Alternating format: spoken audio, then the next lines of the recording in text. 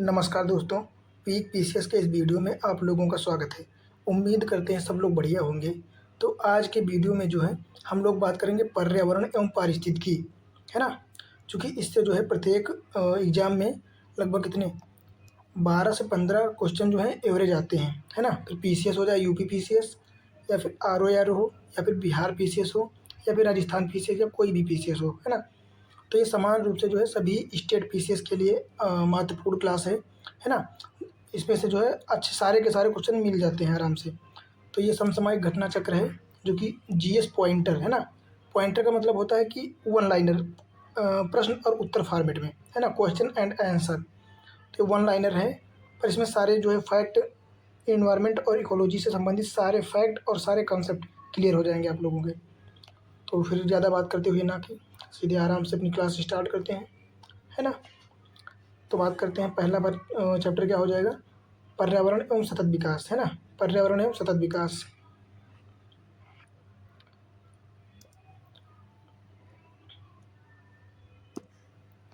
तो क्या है पहला प्रश्न इसका कि वर्षा की मात्रा निर्भर करती है। वर्षा की मात्रा किस पर निर्भर करती है? तो वायुमंडल में नमी पर, है ना? जाहिर सी बात है, वायुमंडल में जितनी आर्द्रता होगी उतनी ही तो बारिश हो पाएगी। तो ये सीधा सीधा क्वेश्चन है ना?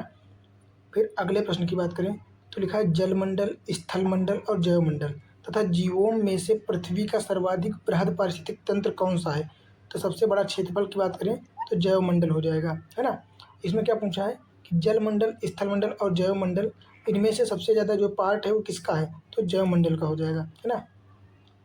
अगला बात करें कि एनजीटी, है ना? एनजीटी मतलब नेशनल ग्रीन ट्रिब्यूनल, राष्ट्रीय हरित न्यायाधिकरण या प्राधिकरण जो भी बोले, तो भारत सरकार द्वारा स्थापित किया गया था। कब स्थापित किया गया था? तो ये एनजीटी एक्ट 2010 के माध्यम से, है ना? तो 2010 में स्थापित किया गया था। अब बात करें अगले प्रश्न की। तो अगला प्रश्न है कि पर्यावरण से क्या तात्पर्य है ना? पर्यावरण किसे कहते हैं? तो यहाँ पर परिभाषा दी गई है कि भूमि, जल, वायु, पौधों एवं पशुओं की प्राकृतिक दुनिया जो इनके चारों ओर अस्तित्व में है, उन संपूर्ण दशाओं का योग जो व्यक्ति के एक समय बिंदु पर घेरे हुई होती है ना? क्या कहलाती है? पर्यावरण कहलाता है। बात करें भौतिक, जैविक एवं सांस्कृतिक तत्वों की अंतःक्रिया व्यवस्था जो अंतः संबंधित होती है, उसको क्या कहते हैं? उसको पर्यावरण कहते हैं, है ना? दूसरी भाषा में समझाएं तो मान लेते हैं कि ये हमारा वायुमंडल है, ठीक है? तो इसमें सजीव वस्तुएं भी हैं, निर्जीव भी हैं, है ना? जैसे भूमि, जल, हवा, ये सब निर्जीव तत्व हो गए। सजीव में जीव, जंतु, है ना? ये सब हो गए और इनके साथ वायुमंडल हो गया, है ना? वायुमंडल में बहुत सारे तत्व होते हैं, जैसे कार्बन डाइऑक्साइड होता है, ऑक्सीजन होता है। तो इन सब के मिलने के बाद ही जो है पर्यावरण बनता है ना? क्योंकि सजीव, अगर पेड़ पौधे नहीं होंगे तो सजीवों के लिए ऑक्सीजन की आवश्यकता होगी, तो कहाँ से आएगी फिर? इसलिए इन सभी की अंतः संबंधित क्रियाओं के माध्यम से जो पूरा चारों ओर से आवरण बना हुआ होता है, इसको ही पर्यावरण कहते हैं। क्या कहते हैं? पर्यावरण, है ना? फिर बात करें, अगला प्रश्न क्या है कि पृथ्वी पर पाए जाने वाले भूमि, जल, वायु, पेड़ पौधों एवं जीव जंतुओं का समूह जो हमारे चारों ओर है, सामूहिक रूप से क्या कहलाता है? तो ये पर्यावरण की तो परिभाषा दी गई है जो हमने अभी बताया है ना? फिर अगला प्रश्न क्या है कि पर्यावरण किसी जीव के चारों तरफ से घिरे भौतिक एवं जैविक दशाएं एवं उनके साथ अंतः संबंधित या अंतः क्रिया को सम्मिलित रूप से करता है। क्या करता है? तो पर्यावरण संरक्षण अधिनियम 1986 की परिभाषा के अनुसार ये पर्यावरण की जो है परिभाषा है ना? तो ये सारी परिभाषाएं जो है पूछी गई हैं किसी न किसी एग्जाम्स में। अगले प्रश्न की बात करें तो पर्यावरणीय सुरक्षा से संबंधित नहीं है, कौन सा? तो गरीबी कम करना पर्यावरण से किसी भी प्रकार से संबंधित नहीं है ना? अगला प्रश्न है कि भारत में पर्यावरण संरक्षण अधिनियम कब लाया गया था? तो पर्यावरण संरक्षण जो है 1986 में लाया गया था, है ना? इसको ईपीए कहते हैं, है ना? Environment protection act 1986। फिर बात करें पर्यावरण किस किस चीज़ से बनता है? तो पर्यावरण जो है जीवी घटकों से बनता है, भू आकृतिक घटकों जैसे मृदा, चट्टानें, है ना? और अजैविक घटकों, इन तीन चीज़ों से मिलकर जो है पर्यावरण का निर्माण होता है। फिर अगला प्रश्न है कि पर्यावरण के कुछ कारक संसाधन के रूप में कार्य करते हैं तथा कुछ कारक के रूप में कार्य करते हैं। किसे? तो नियंत्रक के रूप में कार्य करते हैं। ये जो होते हैं नियंत्रक के रूप में कार्य करते हैं, है ना? फिर अगला प्रश्न है कि धारणीय विकास के उपयोग के संदर्भ में अंतर पीढ़ीगत संवेदनशीलता का विषय क्या है? तो ये प्राकृतिक संसाधन हो जाएगा। क्या हो जाएगा? प्राकृतिक संसाधन। अगला क्या है? विकास की वह अवधारणा जिसके तहत वर्तमान की आवश्यकताओं के साथ साथ भविष्य की आवश्यकताओं को भी ध्यान में रखा जाए। तो इसको क्या कहते हैं? इसको कहते हैं सस्टेनेबल डेवलपमेंट, है ना। सतत विकास या धारणीय विकास।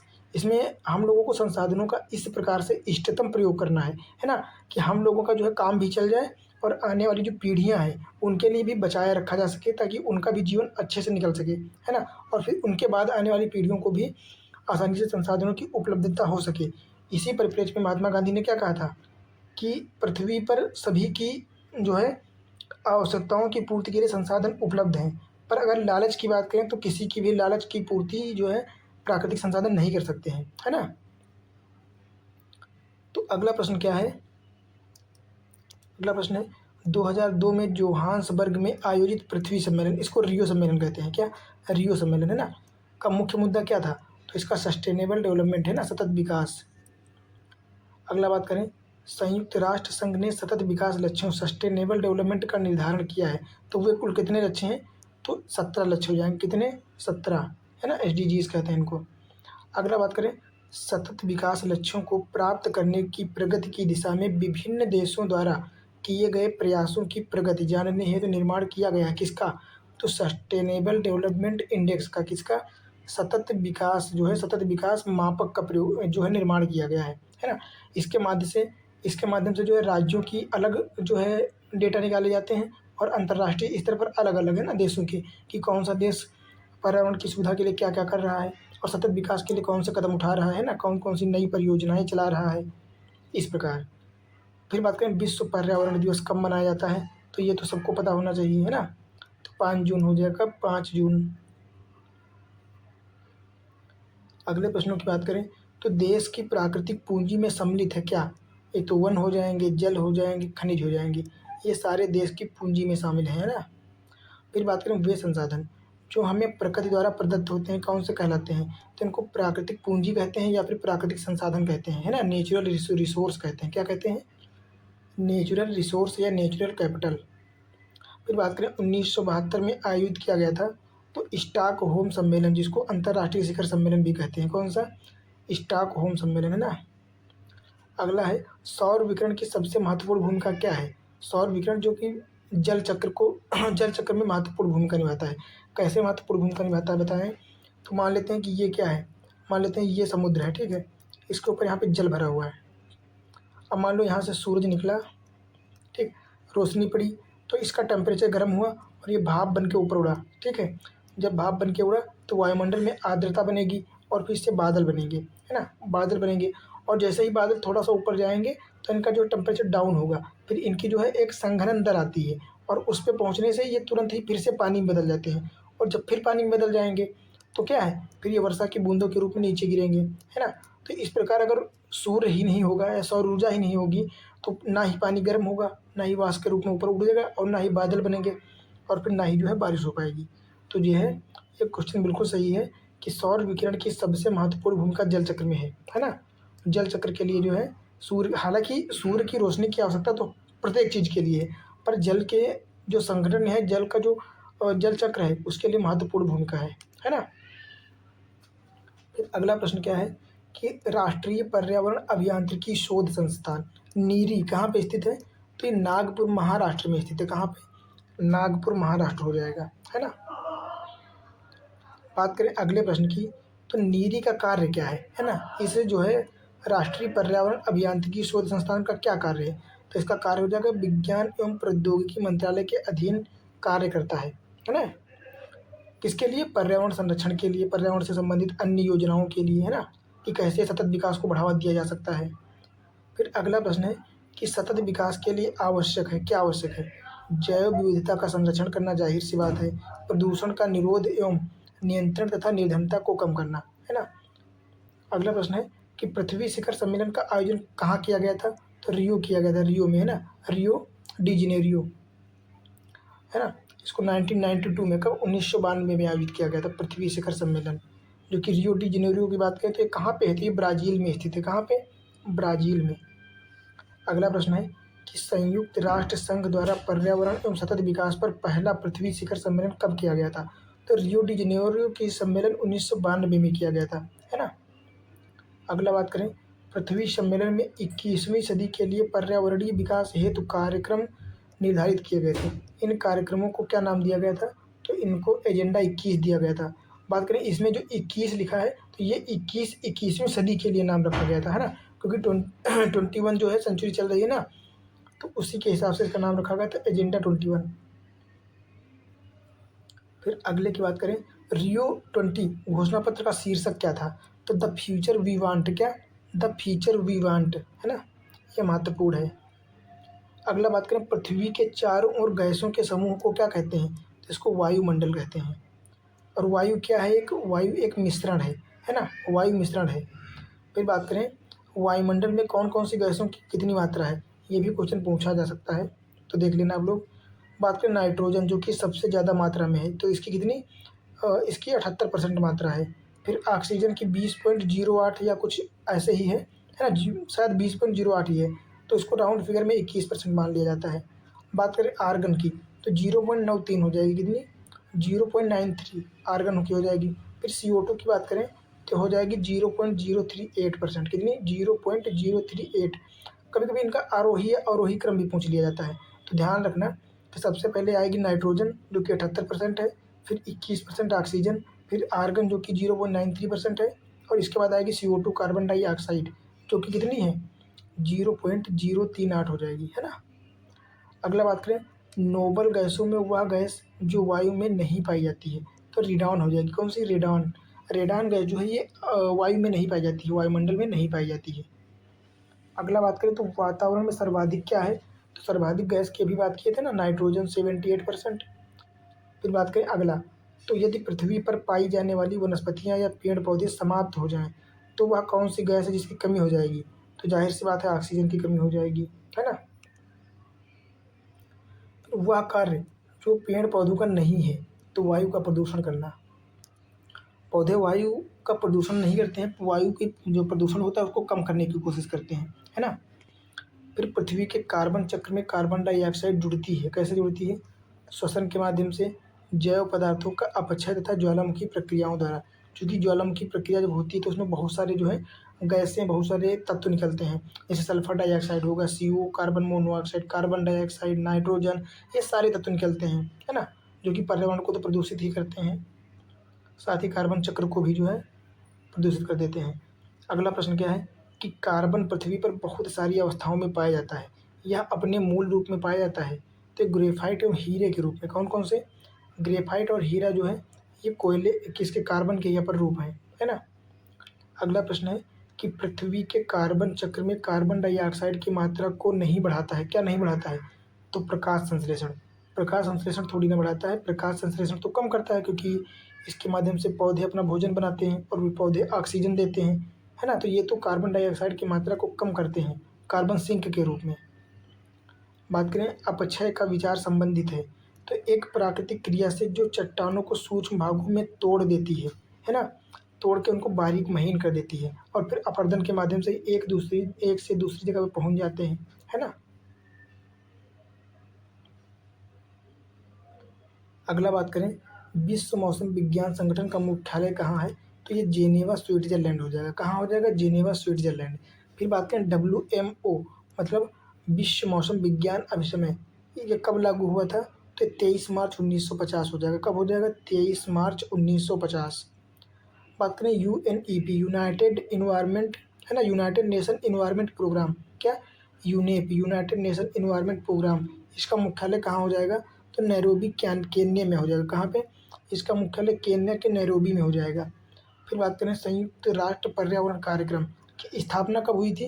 तो स्टॉकहोम सम्मेलन के दौरान 1972 में हुई थी। कब? 1972। फिर बात करें यूनेप के वर्तमान प्रमुख कौन है? तो ये कौन हो जाएंगे? Erik Solheim. हालांकि वर्तमान में शायद अब की बार चेंज हो गए हैं, तो ये आप लोग देख लेना थोड़ा सा, है ना, ये कौन है वर्तमान में, और कमेंट में भी बता देना। फिर बात करें EPA, इसका फुल फॉर्म क्या हो जाएगा? तो इन्वायरमेंटल प्रोटेक्शन एजेंसी या एक्ट हो जाएगा, है ना। EPA ये एजेंसी नहीं होगा, यहाँ पे एक्ट होगा, है ना, इन्वायरमेंटल प्रोटेक्शन एक्ट। क्या हो जाएगा, पर्यावरण संरक्षण अधिनियम, है ना, जो कि कब पारित किया गया था, तो 1986 हो जाएगा, कितना, 1986। फिर बात करें EPA, है ना, इन्वायरमेंटल प्रोटेक्शन एक्ट, संयुक्त राष्ट्र अमेरिका की संघीय एजेंसी है। अच्छा, ये दूसरा है फिर, है ना, ये भारत वाला EPA नहीं है, ये दूसरे EPA की बात कर रहे हैं। भारत में जो था उसको क्या कहते हैं, इन्वायरमेंटल प्रोटेक्शन एक्ट, है ना, जो कि 1986 में पारित किया गया था। संयुक्त राष्ट्र अमेरिका की संघीय एजेंसी है, जिसकी स्थापना कब की गई थी, तो 2 दिसंबर 1970। कब, 2 दिसंबर 1970। NEA की बात करें तो नेशनल इन्वायरमेंटल अथॉरिटी हो जाएगा। फिर बात करें ग्रीन पीस इंटरनेशनल का मुख्यालय कहाँ है, तो एम्स्टर्डम, जो कि नीदरलैंड में स्थित है। कहाँ पे, एम्स्टर्डम, नीदरलैंड, है ना। अगला बात करें ग्रीन इको मार्क क्या होता है। इको मार्क उन भारतीय उत्पादों को दिया जाता है जो पर्यावरण के प्रति मैत्रीपूर्ण हो, है ना, जो किसी भी प्रकार का पर्यावरण का संरक्षण करें, है ना, वो प्रदूषण न फैलाएं या सतत विकास को बढ़ावा दें, मतलब अच्छे कार्य करें, किसी प्रकार का निगेटिव इम्पैक्ट पर्यावरण पर इनसे नहीं पड़ना चाहिए, तो उनको इको मार्क दिया जाता है उन प्रोडक्ट्स को, है ना, जो इको फ्रेंडली होते हैं। फिर बात करें अगला, ग्रीन पीस इंटरनेशनल है क्या, तो यह एक गैर सरकारी पर्यावरण संरक्षण संगठन है। ये सरकारी नहीं, ये गैर सरकारी है ना, किसी पर्टिकुलर व्यक्तियों या लोगों के ग्रुपों ने मिलकर बनाया है ना, इसका सरकार से कोई भी वास्ता नहीं है। फिर बात करें ब्यूरो ऑफ इंडियन स्टैंडर्ड्स द्वारा 1991 से क्या दिया जा रहा है, तो इको मार्क का प्रमाण पत्र। तो यहाँ पे एक टर्मिनोलॉजी आप लोगों की कंप्लीट हो गई कि बात करें इको मार्क कब से दिया जा रहा है, तो ये हो जाएगा 1991। कब से, 1991 से। और किसके द्वारा दिया जाता है, कौन सी संस्था, तो ब्यूरो ऑफ इंडियन स्टैंडर्ड्स, है ना, ये बोल रहे, रट लेना आप लोग, क्या हो जाएगा, ब्यूरो ऑफ इंडियन स्टैंडर्ड के द्वारा 1991 से जो है इको मार्क प्रदान किया जाता है, प्रमाण पत्र। बात करें इको मार्क क्या है, तो पर्यावरण अनुकूल उपभोक्ता उत्पादों को चिन्हित करने के लिए सरकार ने आरंभ किया है, ताकि लोगों को, अब उपभोक्ताओं को पता चल सके कि कौन सा प्रोडक्ट उनको खरीदना चाहिए जिससे पर्यावरण को या उनके शरीर या किसी भी प्रकार की चीज़ों को जो है जल या भूमि को नुकसान नहीं होगा, ये पर्यावरण को बढ़ावा देगा, है ना। फिर बात करें सस्टेनेबल एग्रीकल्चर, जिसको धारणीय या सतत कृषि कहते हैं। तो सतत कृषि क्या होती है, तो भूमि का इस प्रकार प्रयोग करें कि उसकी गुणवत्ता अक्षुण्ण बनी रहे, मतलब उसकी गुणवत्ता में किसी भी प्रकार का नुकसान ना हो, ह्रास ना हो, और उस पर उगाई गई फसलों में किसी भी प्रकार का जो है हेल्थ इशू ना हो, है ना। क्योंकि वर्तमान में जो है आप लोग जानते हैं कितनी ज़्यादा खाद्य उर्वरक का प्रयोग किया जाता है ना, जैसे DAP हो गया, यूरिया हो गया, नाइट्रोजन का तो बहुत ज़्यादा प्रयोग किया जा रहा है ना। तो क्या करते हैं, ये धीरे धीरे धीरे धीरे जो है मृदा की पौष्टिकता को ख़त्म कर रहे हैं, इसका जो कैपेसिटी है उसको डाउन कर रहे हैं, है ना। फिर अगला बात करें तो भारत में टिकाऊ कृषि के लिए राष्ट्रीय मिशन चल रहा है, जो कि कब से चल रहा है, तो 2014-15 से चल रहा है। बात करें भारत में हरित गृह कृषि, ग्रीन हाउस फार्मिंग कहाँ पे प्रारंभ की गई थी सबसे पहले, तो ये पंजाब हो जाएगा। कहाँ पे, पंजाब में। अगला प्रश्न है कि प्राकृतिक वनस्पति जलवायु का सही सूचकांक है। सही बात है, जल प्रिय पौधे आर्द्र जलवायु में पाए जाते हैं, जाहिर सी बात है, जहाँ पर आर्द्रता होगी वहीं पे जल ज़्यादा पाया जाएगा। तो एक दूसरे की व्याख्या करते हैं और जो है दोनों सही भी हैं। अगला प्रश्न हो जाएगा नगरीकरण और औद्योगिकरण हानिकारक है, ये संतुलित विकास के लिए हानिकारक है, ठीक, और पर्यावरण एवं पारिस्थितिकी के लिए भी, और जैव विविधता के संरक्षण के लिए, इन सभी चीज़ों के लिए ये जो है नुकसानदायक है। अगले प्रश्न की बात करें तो NGT या राष्ट्रीय हरित न्यायाधिकरण अधिनियम 2010 भारतीय संविधान के जिस प्रावधान के अनुरूप अधिनियमित हुआ था, तो स्वस्थ पर्यावरण के अधिकार के अनुरूप आर्टिकल 21, है ना, अनुच्छेद 21 के अंतर्गत जीवन के अधिकार का अंग माना गया है ना। तो ये भी एक इम्पॉर्टेंट फैक्ट है ना।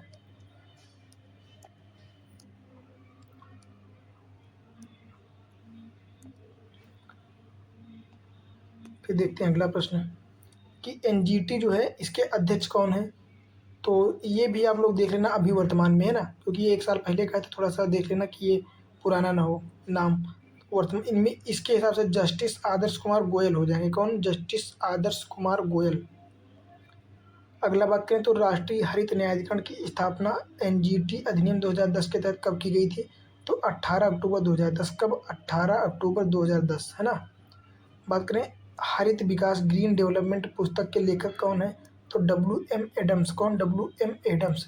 तो ये भी थोड़ा सा पढ़ने वाला है आप लोगों के लिए, है ना, बढ़िया क्वेश्चन है। ग्रीन डेवलपमेंट बुक के लेखक कौन हो जाएंगे? तो WM एडम्स हो जाएंगे। अगला प्रश्न है कि आमतौर पर समाचारों में आने वाला Rio+20, है ना, Rio+20 सम्मेलन किससे संबंधित है? तो ये सतत विकास से संबंधित है ना, सतत विकास पर संयुक्त राष्ट्र सम्मेलन से संबंधित है। अगला बात करें, Rio+20 धारणीय विकास पर संयुक्त राष्ट्र सम्मेलन का लघु नाम है। यह सम्मेलन जून 2012 में, कब? जून 2012 में संपन्न हुआ था, रियो डी जेनेरियो ब्राज़ील में, है ना। कब? रियो डी जेनेरियो ब्राज़ील में। Rio+20 इसको क्यों कहते हैं तो बता देता हूँ। देखो 92 में हुआ था रियो डी जेनेरियो का पहला सम्मेलन, है ना, जहाँ पे एजेंडा 21 को निकाला गया था, है ना। फिर उसके जो है 20 सालों के बाद, कब? 20 सालों के बाद जो है 2012 में, है ना, प्लस 20 साल बाद 2012 में हुआ है फिर से, है ना, इसलिए इसको कहते हैं Rio+20, 20 सालों के बाद। अगला बात करें पृथ्वी सम्मेलन 5, इसको भी क्या कहते हैं? Rio 5 कहते हैं। इसको क्या कहते हैं? Rio 5। कब हुआ था? तो 1997, है ना, 92 में 5 जोड़ोगे तो क्या हो जाएगा? 97। अगला बात करें 23 से 27 जून 1997 के मध्य संयुक्त राष्ट्र महासभा ने एक विशेष बैठक का आयोजन किया, जो Rio+5 या पृथ्वी सम्मेलन 5 के नाम से जाना जाता है। कहाँ पे? तो न्यूयॉर्क USA में अपनाया गया था। कहाँ पे? New York USA। अगला बात करें विकास की वह अवधारणा जिसके तहत वर्तमान की आवश्यकताओं के साथ साथ भविष्य की आवश्यकताओं को भी ध्यान में रखा जाता है। कौन सा हो जाएगा? तो हो जाएगा धारणीय या सतत विकास, सस्टेनेबल डेवलपमेंट, है ना। वैज्ञानिकों, अर्थविदों, शिविर सेवकों तथा व्यवसायियों की एक संस्था जो मानवता के समक्ष व्यवस्थित होने वाली वैश्विक चुनौतियों के समाधान हेतु सुझाव देती है। तो कौन सी हो जाएगी? क्लब ऑफ रोम, है ना, क्लब ऑफ रोम हो जाएगी। अगला बात करें अर्थ समिट या पृथ्वी शिखर सम्मेलन स्टॉकहोम सम्मेलन की 20वीं वर्षगांठ मनाने के लिए आयोजित किया गया था, है ना। इसमें सम्मिलित देशों ने धारणीय विकास के लिए एक कार्यवाही योजना की स्वीकृति की थी, है ना, जिसे क्या कहते हैं? तो इसको कहते हैं एजेंडा 21, है ना, एजेंडा 21। अगला बात करें कई प्रतिरोपित पौधे इसलिए नहीं बढ़ते हैं क्योंकि प्रतिरोपण के दौरान अधिकांश मूल रोम नष्ट हो जाते हैं, इसलिए नहीं जर्मिनेट हो पाते हैं, है ना। फिर क्या है? मूल रोम की कोशाभित्ति, क्या? मूल रोम की कोशाभित्ति मुख्यतः बनी होती है, तो ये कहा है कि ये सेलुलोज की बनी होती है। कहा है कि सेलुलोज की। मूल रोम मृदा से चिपके रहते हैं, क्यों? पेप्टीन के कारण। किसके? पेक्टिन के कारण, पेक्टिन। बात करें पर्यावरण अपकर्ष। पर्यावरण अपकर्ष का मतलब होता है कि उसकी कमी आना, पर्यावरण में कमी आना, है ना, उसका ह्रास होना, पतन होना। तो देख लेते हैं परिभाषा कि पर्यावरण गुणों का पूर्ण रूप से निम्नीकरण, निम्नीकरण मतलब डिग्रेडेशन, है ना, मानवीय क्रियाकलापों से विपरीत परिवर्तन लाना, पारिस्थितिकीय विभिन्नता के परिणाम स्वरूप पारिस्थितिकीय असंतुलन जो कि वर्तमान में होता जा रहा है ना, ग्लोबल वार्मिंग के कारण। अगला बात करें पर्यावरण संतुलन के संरक्षण से संबंधित है, तो वन नीति हो जाएगी, पर्यावरण संरक्षण अधिनियम 1986 भी हो जाएगा, और औद्योगिक नीति तथा शिक्षा नीति, ये सब हो जाएंगे, है ना, ये सारे ऑप्शन हो जाएंगे। फिर अगला बात करें तो जैव विविधता पर अभिसमय एवं जलवायु परिवर्तन पर संयुक्त राष्ट्र ढांचा अभिसमय के लिए वित्तीय क्रियाविधि के रूप में काम करता है कौन? तो इसको कहते हैं GEF, ग्लोबल इन्वायरमेंटल फोरम। क्या? ग्लोबल इन्वायरमेंटल फोरम, भूमंडलीय पर्यावरण सुविधा, है ना। फिर बात करें GEF की स्थापना कब हुई थी? तो रियो अर्थ समिट 1992 के दौरान। कब? रियो सम्मेलन 1992 के दौरान, है ना। फिर बात करें UNFCCC, इसको क्या कहते हैं? इसको कहते हैं United nation framework convention on climate change. क्या कहते हैं? एक बार फिर से देख लीजिए आप लोग। कहते हैं United nation framework convention on climate change, है ना। तो क्या लिखा है? इसके तहत अल्प विकसित देशों, अल्प विकसित मतलब LDC, लीस्ट डेवलप कंट्रीज, है ना, देशों को अल्प विकसित देश की निधि उपलब्ध कराता है। कौन उपलब्ध कराता है? तो ग्लोबल इन्वायरमेंटल फोरम हो जाएगा, है ना, भूमंडलीय पर्यावरण सुविधा। अगली बात करें क्या हो जाएगा? विशिष्ट जलवायु परिवर्तन निधि की स्थापना, है ना, की गई थी। कब की गई थी? तो हो जाएगा COP 7। COP का मतलब कॉन्फ्रेंस ऑफ पार्टीज की बैठक, जो कि मराकास समझौता कहलाता है ना। तो मराकेश समझौते में निर्देशों के आधार पर जो है इसकी स्थापना करी गई थी। अगला बात करें, वर्तमान में GEF की मुख्य कार्यकारी अधिकारी व अध्यक्षा कौन है? तो नाओको इशी। कौन? नाओको इशी। ये भी आप लोग देख लेना कि वर्तमान में कौन है। बात करें पलाची माड़ा, जो क्या पलाची माड़ा जो पर्यावरण की अपार क्षति के कारण चर्चा में था, यह कहाँ पे अवस्थित है? तो पलाची माड़ा केरल में स्थित है। कहाँ पे? केरल हो जाएगा। बात करें EPA, इन्वायरमेंटल प्रोटेक्शन एक्ट, है ना, को अन्य किस नाम से कहते हैं? तो इसको छाता विधान कहते हैं, क्योंकि ये संपूर्ण जो है पर जैव मंडल को, जैव विविधता को बढ़ावा देता है और इसका जो है संरक्षण करता है। इसलिए इसको क्या कहते हैं? छाता विधान या अम्ब्रेला एक्ट, है ना। फिर बात करें 1972 में स्टॉकहोम में आयोजित संयुक्त राष्ट्र के प्रथम मानव पर्यावरण सम्मेलन के निर्णयों को कार्यान्वित करने के उद्देश्य से भारत सरकार ने कौन सा अधिनियम पारित किया था? तो पर्यावरण संरक्षण अधिनियम 1986, है ना, जो कि यही हो जाएगा छाता विधान। बात करें जेनेटिक इंजीनियरिंग अनुमोदन समिति, है ना, इसका गठन कब किया गया था? तो पर्यावरण संरक्षण अधिनियम 1986, पर्यावरण संरक्षण अधिनियम 1986 के अधीन, इसके अधीन, है ना, छाता विधान के तहत। बात करें जेनेटिक इंजीनियरिंग अनुमोदन समिति को क्या कहते हैं इंग्लिश में? तो GEAC, है ना, GEAC क्या हो जाएगा? जेनेटिक इंजीनियरिंग अप्रूवल कमेटी का नाम बदल दिया गया है। आनुवंशिक इंजीनियरिंग अनुमोदन समिति शब्दों के स्थान पर जहाँ कहीं वे शब्द रखे जाते हैं, कौन कौन से हो जाएंगे? तो अब हो जाएगा आनुवंशिक इंजीनियरिंग आकलन समिति। क्या हो जाएगा? आनुवंशिक इंजीनियरिंग आकलन समिति। जेनेटिक इंजीनियरिंग अप्रीजल, पहले अप्रूवल था, अब अप्रीजल हो गया है ना, अप्रेजल कमेटी। अगला बात करें, अपने वार्षिक सर्वेक्षण के परिणाम के रूप में नेशनल जियोग्राफिक सोसाइटी एंड अंतर्राष्ट्रीय मतदान कंपनी ग्लोब स्कैन ने ग्रीन डेस्क 2009 स्कोर के तहत भारत को शीर्ष स्थान दिया। वह स्कोर क्या है? तो विभिन्न देशों में पर्यावरणीय रूप से धारणीय उपभोक्ता व्यवहार का मापक हो जाएगा, है ना। फिर अगले की बात करें तो भारत में कृषि के पर्यावरण अनुकूल दीर्घ स्थायी विकास के लिए जो रणनीति सर्वश्रेष्ठ है वो कौन सी हो जाएगी? तो मिश्रित खेती करना, है ना, कार्बनिक खाद का प्रयोग करना, ना कि उर्वरकों का, और नाइट्रोजन यौगिकीकरण करना, नाइट्रोजन फिक्सेशन, पौधे और कीट प्रतिरोधक सदस्य किस्में जो है विकसित करना और उनका प्रयोग करना, जिससे कम कीट होंगे तो उत्पादकता बढ़ेगी, है ना, नुकसान कम हो जाएगा। फिर बात करें प्राकृतिक कृषि का अन्वेषक क्या है? तो मसानोबु फुफुका। क्या? मसानोबु फुफुका। ये थोड़ा सा आप लोग रट लेना, है ना, कि प्राकृतिक कृषि का अन्वेषक कौन है? तो मसानोबु फुफुका हो जाएगा। अगला, पर्यावरण संरक्षण के लिए ग्रीन आर्मी का शब्द कहाँ से लिया गया है? तो ये ऑस्ट्रेलिया से प्रारंभ किया गया था, ऑस्ट्रेलिया, है ना। तो पहला जो है टॉपिक अपना कंप्लीट हो गया है। अब कौन सा टॉपिक होगा? हो जाएगा पारिस्थितिकी से संबंधित बिंदु, है ना। तो हम लोग देखेंगे पारिस्थितिकी। तो देख लेते हैं कि 10% का नियम किसने दिया था? तो ये दिया था लिंडमैन ने, है ना। 10% का नियम किसने दिया था? तो दिया था लिंडमैन ने। और ये 10% का नियम क्या कहता है कि मान लो कि एक ऊर्जा स्तर से दूसरे में ऊर्जा जाएगी तो 90% ऊर्जा जो है वो ख़त्म या लॉस हो जाएगी, और इस जीव से इस जीव को केवल 10% ऊर्जा ही प्राप्त हो पाएगी, है ना।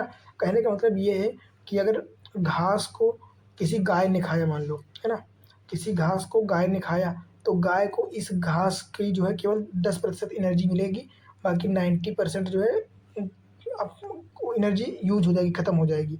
और फिर जो गाय को मिलेगी, अब मान लो गाय को इस शेर ने खाया, तो इस गाय के पास जितनी एनर्जी है, इस गाय की जो है 10% एनर्जी केवल शेर तक पहुंचेगी, बाकी बीच में ही इसमें 90% ख़त्म हो जाएगी, है ना। इसी नियम को जो क्या कहा गया है, लिंडमैन ने 10% का नियम कहा है। तो उम्मीद करता हूँ समझ में आ गया होगा बहुत अच्छे से, है ना। तो क्या है देख लेते हैं। ऊर्जा का खाद्य के रूप में एक पोषी स्तर से दूसरे पोषी स्तर तक पहुंचने से, है ना, संबंधित है। बात करें जीव से जैव मंडल तक जैविक संगठन का सही क्रम क्या होगा, है ना। तो सबसे पहले जनसंख्या होगी, है ना, लोग होंगे, फिर लोगों से मिलकर क्या बनता है, एक समुदाय बनता है ना। फिर समुदाय से जो है, समुदाय से पारिस्थितिक तंत्र बनेगा, जिसमें क्या क्या होगा, जिसमें जीव, सजीव, निर्जीव, है ना, और पत्थर, मिट्टी, भूमि, जल, ये सारी चीज़ें होंगी, तो उसको पारिस्थितिक तंत्र कहेंगे, और इनकी आपस में क्रिया भी होगी। और फिर उस पूरे पारिस्थितिक तंत्र और ऐसे ही अन्य पारिस्थितिक तंत्रों को मिलाकर एक भूदृश्य बन जाएगा, है ना। जैसे मरुस्थल हो गया, ग्रासलैंड हो गया, या दलदल हो गया, इस प्रकार का भूदृश्य बन जाएगा, है ना। तो ये सही क्रम होगा, और ये कई बार जो है यूपीपीसीएस और आरओ एआरओ में भी पूछा गया है। बात करें स्वपोषी स्तर पर उत्पादन को क्या कहते हैं, तो इसको कहते हैं प्राथमिक उत्पादकता, है ना। जो पहले नंबर पे उत्पादन करने वाला होता है ना, उसको क्या कहते हैं, उस स्तर को, तो प्राथमिक उत्पादकता कहते हैं।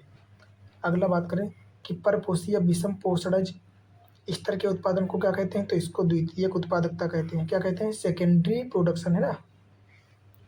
फिर बात करें एक पारिस्थितिकी तंत्र में ऊर्जा की मात्रा एक पोषण स्तर से अन्य पोषण स्तर में जाने पर क्या हो जाती है, घट जाती है। यही तो है 10% का नियम लीडरमैन का।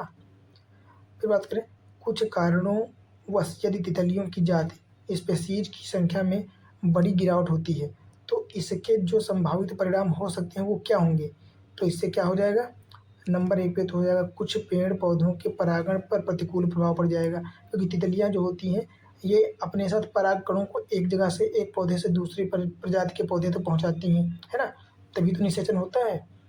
फिर बात करें इसके कारण बर्रों, मकड़ियों और पक्षियों की प्रजातियों की समष्टि में गिरावट हो जाएगी, है ना, जो कि इन पर निर्भर होती हैं। अगला प्रश्न है कि पारिस्थितिकी पारस्परिक संबंधों का अध्ययन एक जीव और वातावरण के मध्य, है ना। जो जीव और उससे संबंधित पर्यावरण जो होता है, वातावरण, उसका संबंध को पारिस्थितिक पारंपरिक संबंध कहते हैं। अगला क्या है कि जीव विज्ञान की एक शाखा है जिसमें जीव समुदायों तथा उनके वातावरण के मध्य पारस्परिक संबंधों का अध्ययन किया जाता है, तो इसको पारिस्थितिकी कहते हैं। क्या कहते हैं, इकोलॉजी, है ना। बात करें अर्नेस्ट हैकल ने पारिस्थितिकी शब्द का प्रयोग सबसे पहले किया था, तो इसको क्या कहते थे, ओएकोलॉजी। क्या, ओएकोलॉजी। और यहाँ से एक चीज़ और समझ में आ गई, आप लोगों को आ गई होगी कि जो है पारिस्थितिकी शब्द का प्रयोग सर्वप्रथम किसने किया था, तो अर्नेस्ट हैकल हो जाएंगे। कौन, अर्नेस्ट हैकल। अगला प्रश्न है जीवधारियों के कार्बनिक और अकार्बनिक वातावरण और पारस्परिक संबंधों के अध्ययन को पारिस्थितिकी तथा पारिस्थितिकी विज्ञान कहते हैं। यह किसने बताया, तो यह अर्नेस्ट हैकल ने बताया। किसने, अर्नेस्ट हैकल ने, है ना। पारिस्थितिकी प्रकृति की संरचना एवं प्रक्रिया का अध्ययन है, यह किसने बताया, तो यह यूजीन ओडम ने। किसने, ओडम ने, है ना। कि पारिस्थितिकी जो है ये प्रकृति की संरचना एवं प्रक्रिया का अध्ययन है, तो ओडम ने बताया, ओडम। अगला बात करें सर्वप्रथम पारिस्थितिकी तंत्र इकोसिस्टम, तो इकोसिस्टम का प्रयोग किसने किया था, तो एजी टाउंसले ने 1935 में किया था। कब, 1935। अगर पूछे कि जो है पारिस्थितिकी तंत्र, है ना, बात करें पारिस्थितिकी का प्रयोग, पारिस्थितिकी, केवल पारिस्थितिकी, तो हो जाएंगे अर्नेस्ट हैकल। पर अगर पूछे कि पारिस्थितिकी तंत्र इकोसिस्टम, तो एजी टाउंसले 1935। अगला क्या है कि पारिस्थितिकी तंत्र की विचारधारा को बायोनिसिस, क्या, बायोसिनोसिस तथा माइक्रोकॉस्म किसने कहा है, ये बहुत इंपॉर्टेंट लग रहा है। देखो, पारिस्थितिकी तंत्र की विचारधारा को बायोसिनोसिस, है ना, बायोसिनोसिस तथा माइक्रोकॉस्म किसने कहा, तो कार्ल मोबियस तथा फोर्ब्स ने। किसने, कार्ल मोबियस तथा फोर्ब्स ने। ये भी आप लोग थोड़ा सा ध्यान दे लेना। अगला प्रश्न है प्रकृति की एक कार्यात्मक इकाई के रूप में जानी जाती है क्या, तो पारिस्थितिकी तंत्र हो जाएगा, है ना, पारिस्थितिकी तंत्र। अगले प्रश्न की बात करें तो पारिस्थितिक तंत्र के संबंध में कौन सा कथन जो है सही है, तो पारिस्थितिकी तंत्र किसी निश्चित स्थान, समय, इकाई के समस्त जीवन तथा भौतिक पर्यावरण का जो है प्रतिनिधित्व करता है। बिल्कुल सही बात है। यह एक कार्यशील इकाई है तथा इसकी अपनी उत्पादकता होती है, तो बिल्कुल सही बात है। अगला हो जाएगा पारिस्थितिक तंत्र के विषय में कौन सी बात सही नहीं है, तो पारिस्थितिक तंत्र एक खुला तंत्र होता है, ना कि बंद तंत्र, है ना। इकोसिस्टम शब्द सर्वोत्कृष्ट वर्णन कौन करता है है ना। पारितंत्र का जो है सबसे अच्छा वर्णन कौन करता है, तो जीवों का समुदायों और साथ ही वह पर्यावरण जिसमें वे रहते हैं, इसका अध्ययन पारितंत्र कहलाता है। किसी क्षेत्र के सभी जीवधारी तथा वातावरण में उपस्थित अजैव घटक संयुक्त रूप से किस चीज़ का निर्माण करते हैं, तो पारितंत्र या इकोसिस्टम का निर्माण करते हैं। किसका, पारितंत्र। बात करें कृत्रिम पारितंत्र क्या हो जाएगा, तो धान के खेत हो जाएंगे, है ना। धान के खेत कृत्रिम पारतंत्र हैं क्योंकि उसको मानवों ने बनाया है, विकसित किया है ना अपने उपभोग के लिए। बात करें कृत्रिम पारिस्थितिक तंत्र, तो धान के खेत हो जाएंगे। बात करें घास स्थल, वन, मरुस्थल, ये सब कैसे हैं, ये सब स्थलीय पारिस्थितिक तंत्र है, स्थलीय है और प्राकृतिक भी हो जाएंगे, है ना। झील, नदियाँ, समुद्र, ये सब जलीय पारिस्थितिक तंत्र से संबंधित हैं। अगला बात करें किसी निश्चित क्षेत्र में प्राणियों की संख्या की सीमा जिसे पर्यावरण समर्थन कर सकता है कहलाती है, तो उसकी वहन क्षमता कहती है। क्या, वहन क्षमता कहलाती है। अब मान लो किसी मरुस्थल में आवश्यकता से ज़्यादा जो है, मरुस्थल नहीं, किसी घास के मैदान में मान लो वो वहाँ पे इतनी घास है या इतना जो है पोषक तत्व है कि 500 गायें जो है रहेंगी तो परमानेंट बना रहेगा। अब अचानक से वहाँ पे 5000 आ जाएं गायें, ठीक है, तो क्या हो जाएगा, वो ख़त्म हो जाएगी, उसकी वहन क्षमता कमज़ोर पड़ जाएगी, है ना। और फिर पूरा पूरा का पूरा जो है और क्षेत्र ही नष्ट हो जाएगा। क्या है, बिना पर्यावरण की रुकावट के प्रजनन की क्षमता क्या कहलाती है, इसको जैविक विभव कहते हैं। क्या, बायोटिक पोटेंशियल। अगला हो जाएगा एक पद जो केवल जीव द्वारा ग्रहण किए गए दिक स्थान का ही नहीं बल्कि जीवों के समुदाय में उसकी कार्यात्मक भूमिका का भी वर्णन करता है, क्या कहलाता है, तो इसको कहते हैं पारिस्थितिक कर्मता। क्या, पारिस्थितिक कर्मता, है ना। अगला क्या है कि पृथ्वी के सर्वाधिक क्षेत्र पर फैला हुआ पारिस्थितिक तंत्र कौन सा हो जाएगा, तो सामुद्रिक, जो कि कितना 75% से ज़्यादा समझ लो है ना। अगला हो जाएगा पृथ्वी पर विद्यमान जलमंडल में समुद्री जल कितना होता है, तो 97% लगभग, है ना। बात करें समुद्री जल में सर्वाधिक व्याप्त है क्या, तो NaCl हो जाएगा, सोडियम क्लोराइड, है ना, लवण। पारिस्थितिकी संतुलन बनाए रखने में क्या क्या मदद करता है, तो वनारोपण हो गया, वर्षा जल प्रबंधन तथा जैव मंडल जो है भंडार, ये सारी चीज़ें।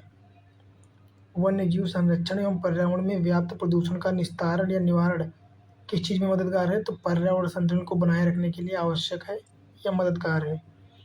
बात करें भारत में पारिस्थितिक असंतुलन का एक प्रमुख कारण क्या है, तो वनोन्मूलन, है ना, वनों का उन्मूलन करना, वह कार्य जिससे पारिस्थितिक असंतुलन जो है, पारिस्थितिक संतुलन बिगड़ता है या पारिस्थितिक असंतुलन हो जाता, असंतुलित हो जाता है, तो वृक्ष काटना या वन उन्मूलन हो जाएगा।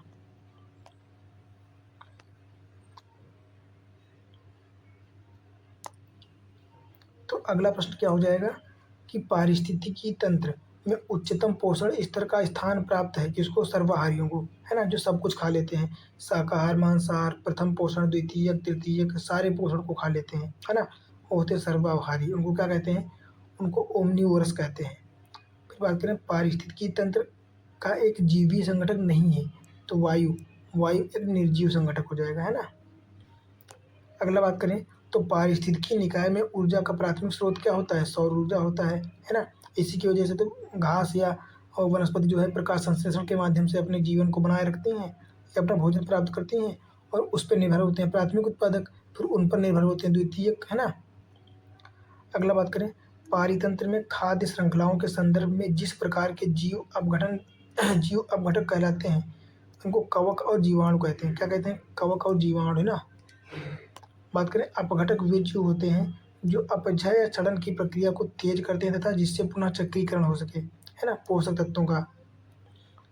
बात करें निर्जीव कार्बनिक तत्वों को अकार्बनिक यौगिकों में अपघटक जिनको डेट्रीओरस कहते हैं, ना, ये जो है तोड़ते हैं।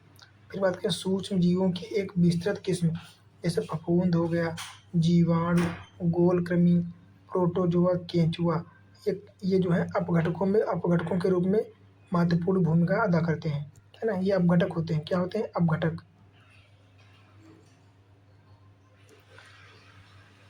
अगला बात करें प्राथमिक उपभोक्ता कौन हो जाएंगे, तो चींटी और हिरन, है ना, चींटी और हिरन ये क्या हो जाएंगे, प्राथमिक उपभोक्ता। बात करें किसी खाद्य श्रृंखला में मुख्यतः प्राथमिक उपभोक्ता की श्रेणी में कौन आते हैं, तो शाकाहारी हो जाएंगे। शाकाहारी जो घास खाते हैं, फूस खाते हैं, वनस्पति खाते हैं, है ना, वो शाकाहारी। फिर बात करें डिकम्पोजर या अपघटक तथा प्राथमिक उपभोक्ता, दोनों की श्रेणी में कौन सी या कौन आते हैं? चींटी, है ना, चींटी अपघटक का काम भी करते हैं और प्राथमिक उपभोक्ता भी होती हैं। वे जीवधारी जो अपना भोजन प्राथमिक उत्पादकों जैसे हरे पौधों से प्राप्त करते हैं, तो इनको क्या कहते हैं? प्राथमिक उत्पादक उपभोक्ता कहते हैं। क्या? प्राथमिक उपभोक्ता। अगला बात करें फूड चेन में मानव क्या है? तो मानव प्राथमिक और द्वितीयक उपभोक्ता है। कौन कौन सा? प्राथमिक और द्वितीयक। चूँकि मनुष्य जो है घास फूस या वनस्पति पेड़ पौधों से फल, है ना, साग भाजी ये चीज़ें भी खा लेता है, और मनुष्य जो है मांस भी खा लेता है ना। तो द्वितीयक और प्राथमिक दोनों हो जाएगा। अगला बात करें साग सब्जियों का सेवन करने पर मनुष्य प्राथमिक उपभोक्ता, जबकि मांस मच्छी होने पर जो है द्वितीयक उपभोक्ता बन जाएगा। अगला बात करें समुद्री वातावरण में मुख्य प्राथमिक उत्पादक कौन हो जाएंगे? तो फाइटोप्लैंक्टन हो जाएंगे। कौन? फाइटोप्लैंक्टन्स, है ना। फिर बात करें पारिस्थितिकी तंत्र के जैविक घटकों में उत्पादक घटक कौन से हो जाएंगे? तो हरे पौधे हो जाएंगे, वनस्पतियां हो जाएंगी, है ना, घास फूस हो जाएंगे। अगला क्या है प्रश्न कि हरे पौधे सूर्य के प्रकाश का उपयोग करके जो है अपना आहार स्वयं निर्मित करते हैं। कैसे? प्रकाश संश्लेषण की क्रिया द्वारा, है ना। बात करें प्रथम पोषक स्तर के अंतर्गत आते हैं, तो हरे पौधे आते हैं। पौधे हरे रंग के लवक क्लोरोफिल की सहायता से प्रकाश संश्लेषण का निर्माण करते हैं, है ना। प्रकाश क्लोरोफिल की सहायता से प्रकाश संश्लेषण की क्रिया करते हैं। बात करें जीवित घटकों में शामिल होने के कारण पारिस्थितिकी तंत्र से सभी संबंधित हैं। कौन से? तो हरे पौधे हो जाएंगे। फिर बात करें एक घास स्थलीय पारिस्थितिकी तंत्र के खाद्य श्रृंखला में विभिन्न घटकों का सही क्रम क्या होगा? तो सबसे पहले घास आएगी, है ना, जो कि उत्पादक के क्रम में होगी। फिर घास को कौन खाएगा? टिड्डे खाएंगे, जो कि टिड्डे कौन से हो जाएंगे? ये प्राथमिक उपभोक्ता हो जाएंगे। और टिड्डों को कौन खाएगा? मेढक, है ना, मेढक। तो ये हो जाएंगे द्वितीयक उपभोक्ता। और मेढक को खाएगा सर्प, तो सर्प कैसा हो जाएगा? तृतीयक उपभोक्ता हो जाएगा, है ना। तो ये क्या हो जाएगा? ये एक हो जाएगा खाद्य श्रृंखला, है ना, खाद्य श्रृंखला, फूड चेन, जो कि इसमें एक एक ही क्रम होता है कि एक के बाद एक, एक के बाद एक, एक के बाद एक। और खाद्य जाल की बात करें तो इसका विस्तृत रूप होता है, उसमें कोई किसी को भी कहीं से भी आके खा सकता है ना। इसमें केवल एक सीधी चेन होती है ना। इसमें मान लो मेढक टिड्डे को नहीं खा सकता है, इसमें टिड्डा मतलब मेढक टिड्डे को खा सकता है पर टिड्डा मेढक को नहीं खा सकता। पर खाद्य जाल में ऐसा होता है कि सब सभी को खा सकते हैं, है ना। तो अगले प्रश्न की बात करें तो ऐसे पदार्थ जिनके ऑक्सीकरण के पश्चात जीवधारियों को ऊर्जा की प्राप्ति होती है क्या कहलाते हैं? फूड कहलाते हैं ऐसे पदार्थ ऑक्सीकारक। बात करें जीवों द्वारा ऊर्जा का प्रवाह कैसा होता है? तो यूनिडायरेक्शनल होता है। कैसा? यूनिडायरेक्शनल, एक दिशीय, है ना। तो ऊर्जा का प्रवाह एक दिशीय होता है। आहार श्रृंखला का निर्माण कौन करता है? तो घास, फिर बकरी और इसके बाद मानव, है ना। घास को बकरी खाएगी, बकरी को मानव खा लेगा, है ना, फिर मानव को शेर खा लेगा। बात करें जीव भार का पिरामिड जिस पारिस्थितिकी तंत्र में उलट जाता है उसको क्या कहते हैं? तो ये तालाब हो जाएगा। हालांकि ये जो टर्मिनोलॉजी है वो थोड़ी सी है तो बहुत सरल, पर इसको समझाने के लिए बहुत सारा टाइम चाहिए, है ना। तो वहाँ पे जो है संख्या पिरामिड, ऊर्जा का पिरामिड, है ना, और जैव भार का पिरामिड, ये तीनों पिरामिड समझाने पड़ेंगे, जो कि मैं आगे समझा दूंगा आराम से अच्छे से, है ना। अभी फ़िलहाल देख लेते हैं ये वन लाइनर के हिसाब से। फिर क्या है कि पारिस्थितिकी तंत्र में विभिन्न स्तरों के प्रति इकाई क्षेत्र में उपस्थित जीव भार के रेखा चित्रीय निरूपण को क्या कहते हैं? तो इसको जीव भार का पिरामिड कहते हैं, है ना, जो कि ऐसे बना होता है और कभी कभी ये ऐसे भी हो जाता है। ये जल का हो जाएगा जलीय, जलीय में जैव भार, है ना, और ये हो जाएगा स्थलीय। फिर अगला बात करें तो पारिस्थितिक तंत्र में DDT, है ना, डाईक्लोरो डाई फिनाइल ट्राई क्या हो जाएगा? पता होगा आप लोगों को ना DDT का फुल फॉर्म। फिर बात करें का समावेशन होने के बाद किस एक जीव में उसका संभवतः जो है अधिकतम सांद्रण प्रदर्शित होता है? तो सांप हो जाएगा। कौन हो जाएगा? सांप। अगले बात करें जब कुछ प्रदूषक आहार श्रृंखला के साथ सांद्रता में बढ़ते जाते हैं और ऊतकों में जमा होते जाते हैं तो इसको क्या कहते हैं? इसको बायोमैग्निफिकेशन कहते हैं। क्या कहते हैं? जैव आवर्धन, है ना, जो एकत्रित होते रहते हैं। बात करें डीडीटी, तो कैसा प्रदूषक है, तो जैव अनिम्नीकरण, मतलब इसको डिग्रेडेट नहीं किया जा सकता है, ये नॉन बायोडिग्रेडेबल होता है। पारिस्थितिकी तंत्र नहीं है यूकेलिप्टस, है ना, मतलब यूकेलिप्टस जो है पानी की मात्रा को बहुत ज़्यादा मात्रा में यूज करता है, इसलिए इसको इको फ्रेंडली नहीं माना जाता है। अगला बात करें, यूकेलिप्टस को उसकी अत्यधिक जल ग्रहण शक्ति के कारण पर्यावरण का दुश्मन माना गया। क्या? पर्यावरण का शत्रु।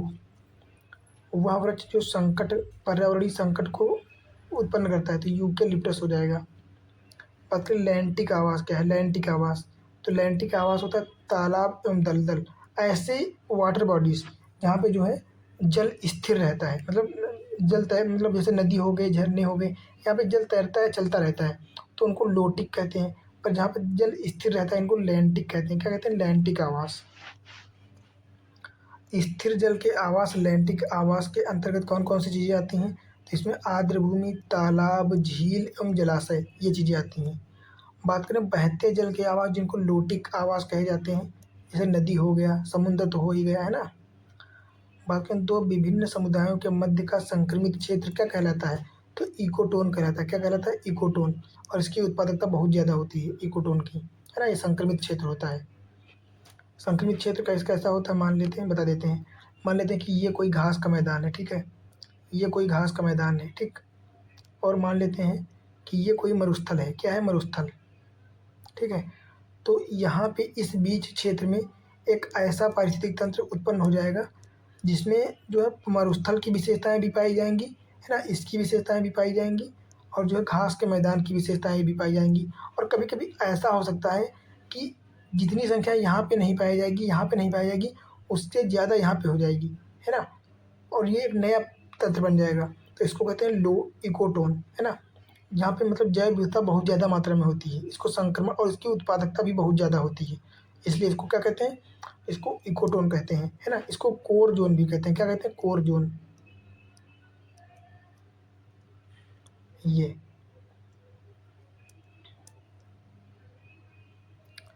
फिर अगला प्रश्न क्या हो जाएगा, सर्वाधिक स्थायी पारिस्थितिक तंत्र कौन हो जाएगा, तो ये हो जाएगा समुद्र, है ना, या महासागर हो जाएगा, महासागर, ये दोनों एक ही क्वेश्चन है। अगला बात करें, पारिस्थितिक तंत्र में तत्वों के चक्रण को क्या कहते हैं, पारिस्थितिकी तंत्र में तत्वों के चक्रण को क्या कहते हैं, तो इसको कहते हैं जैव भू रासायनिक चक्र, है ना। फिर बात करें, जल चक्र को ओडम ने सम्मिलित किया है गैसीय चक्र में। जल चक्र एक कैसा चक्र है, ये गैसीय चक्र है, ना कि अवसादी चक्र, है ना। बात करें, पारिस्थितिकी संतुलन से संबंध नहीं है किसका, औद्योगिक प्रबंधन का, औद्योगिक प्रबंधन। अगला बात करें, पारिस्थितिकी स्थायी मितव्ययता या जिस आंदोलन का नारा है, किसका हो जाएगा, तो चिपको आंदोलन, है ना, चिपको आंदोलन का। इसमें क्या हुआ था चिपको आंदोलन में, इसमें जो है पेड़ों को काटा जा रहा था, तो वहाँ की महिलाएं जो हैं वो पेड़ों से चिपक गई थी, और उन्होंने कहा था कि पेड़ को अगर काटना है तो हमको भी काट दो पेड़ के साथ, है ना, इसलिए इसका नाम रखा गया था चिपको आंदोलन। फिर बात करें, नर्मदा नदी के ऊपर बनाई जा रही बहुउद्देशीय बांध परियोजना को रोकने के लिए चलाया गया आंदोलन कौन सा था, तो इसको कहते हैं नर्मदा बचाओ आंदोलन, है ना, नर्मदा बचाओ आंदोलन चला हुआ था। अगला बात करें कि दक्षिण भारत का पर्यावरण संरक्षण जो संबंधित आंदोलन हो जाएगा, ये चिपको आंदोलन के तर्ज पर ही बनाया गया था, ये अप्पिको आंदोलन हो जाएगा। क्या हो जाएगा? अप्पिको आंदोलन। फिर बात करें, चिपको आंदोलन संबंधित था तो पौधों के संरक्षण से, है ना। बात करें पारिस्थितिक तंत्र से संबंधित प्रमुख कथन कौन सा सही हो जाएगा, तो पारिस्थितिकी तंत्र जो होती है, इस शब्द का प्रयोग सबसे पहले 1935 कब 1835 में किसने, एजी टाउंसले ने, है ना, 1835 एजी टाउंसले ने किया था। जो जीव अपना भोजन स्वयं उत्पादित करते हैं उनको क्या कहते हैं, उनको ऑटोट्रॉफ्स कहते हैं। क्या कहते हैं? ऑटोट्रॉफ्स, मतलब स्वपोषी। बात करें इकोसिस्टम शब्द का प्रयोग सबसे पहले एजी टाउंसले 1835। सूक्ष्म जीव जो मृत पौधों, जंतुओं और अन्य जैविक पदार्थों को सड़ा गलाकर वियोजित या विघटित कर देते हैं, उनको क्या कहलाता है, तो उनको वियोजक या अपघटक कहते हैं, अपघटक, है ना, डिकम्पोजर्स। बात करें पारिस्थितिकी तंत्रों या पारितंत्रों की घटती उत्पादकता के क्रम कौन सा सही होगा, तो सबसे ज़्यादा अगर बात करें तो सबसे ज़्यादा जो हो जाएगा उत्पादकता मैंग्रोव क्षेत्र की हो जाएगी, इसके बाद घास स्थल, इसके बाद झील, और फिर महासागर। और ये क्वेश्चन पता नहीं कितनी बार और कितने कितने एग्जाम में पूछा गया है। यहाँ तक यूपीएससी में भी 2 बार रिपीट किया गया है क्वेश्चन, पीसीएस और अन्य एग्जाम में तो पूछा ही जाता है ना। तो ये आयोग का जो है फेवरेट क्वेश्चन है। बात करें अधिक विविधता वाले पारतंत्र की उत्पादकता कैसी होती है, अधिक होगी, जाहिर सी बात है। फिर बात करें खाद्य श्रृंखला उस क्रम का निदर्शन करती है जिसमें जीवों की एक श्रृंखला एक दूसरे के आहार द्वारा होती है, क्या कहते हैं इसको, पोषित। फिर पारिस्थितिकी तंत्र में ऊर्जा का अंतरण क्रमबद्ध स्तरों की एक श्रृंखला से दूसरी श्रृंखला में होता है, उसको क्या कहते हैं, इसको खाद्य श्रृंखला कहते हैं ना, फूड चेन। जैव मंडलीय पारिस्थितिकी तंत्र में ऊर्जा का प्रवाह जो होता है या ऊर्जा का स्थानांतरण एक दिशीय होता है ना, कैसा होता है, एक दिशीय, जो कि हम लोग ऊपर देख भी सके हैं।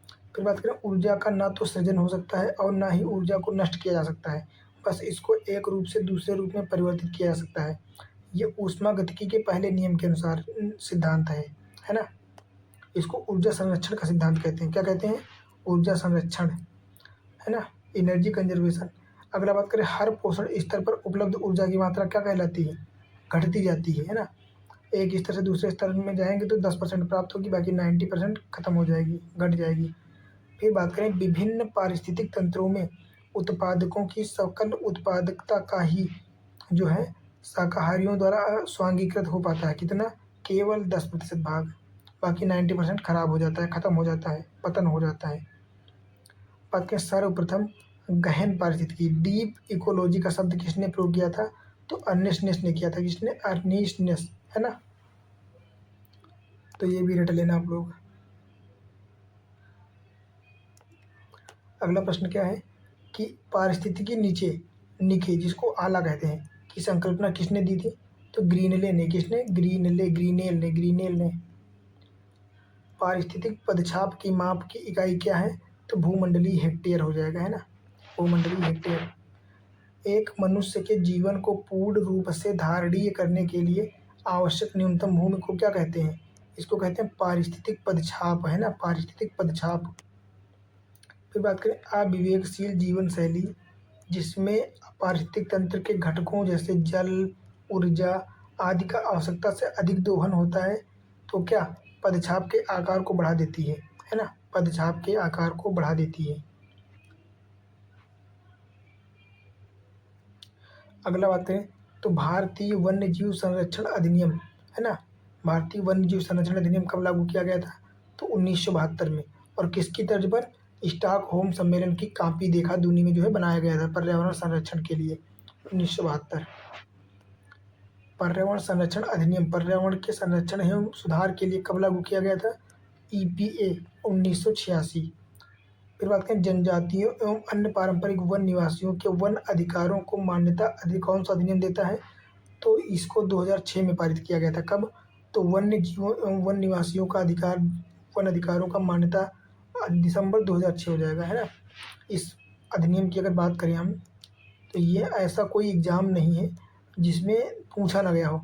इवन यूपीएससी में पूछा गया 2 बार, वो भी डायरेक्ट पूछा गया है। एक बार पूछा गया है कि मतलब इसका जो अध्यक्ष कौन होता है, और एक बार पूछा गया था उसमें ऑप्शन में था यही, है ना, तो तब पूछा गया था। बहुत आसान क्वेश्चन पूछा गया था, नॉर्मल था मतलब। फिर बात करें वन संरक्षण अधिनियम कब लागू किया गया था, तो ये 1986 हो जाएगा, कब, 1986। अगर पर्यावरण संरक्षण अधिनियम पूछेगा तो 1986 हो जाएगा, है ना। और वन्य जीव संरक्षण अधिनियम तो 1972, और वन संरक्षण अधिनियम तो 1980। अगर पूछेगा जल पर्यावरण जल संरक्षण अधिनियम तो 1974 हो जाएगा, कब हो जाएगा, 1974। ये भी पूछा गया पीसीएस में। फिर बात करें मिलेनियन इकोसिस्टम असेसमेंट पारिस्थितिक तंत्र की सेवाओं के प्रमुख वर्गों का वर्णन करता है, कौन कौन सी चीज़ें, व्यवस्था, समर्थन, नियंत्रण, संरक्षण और सांस्कृतिक, है ना।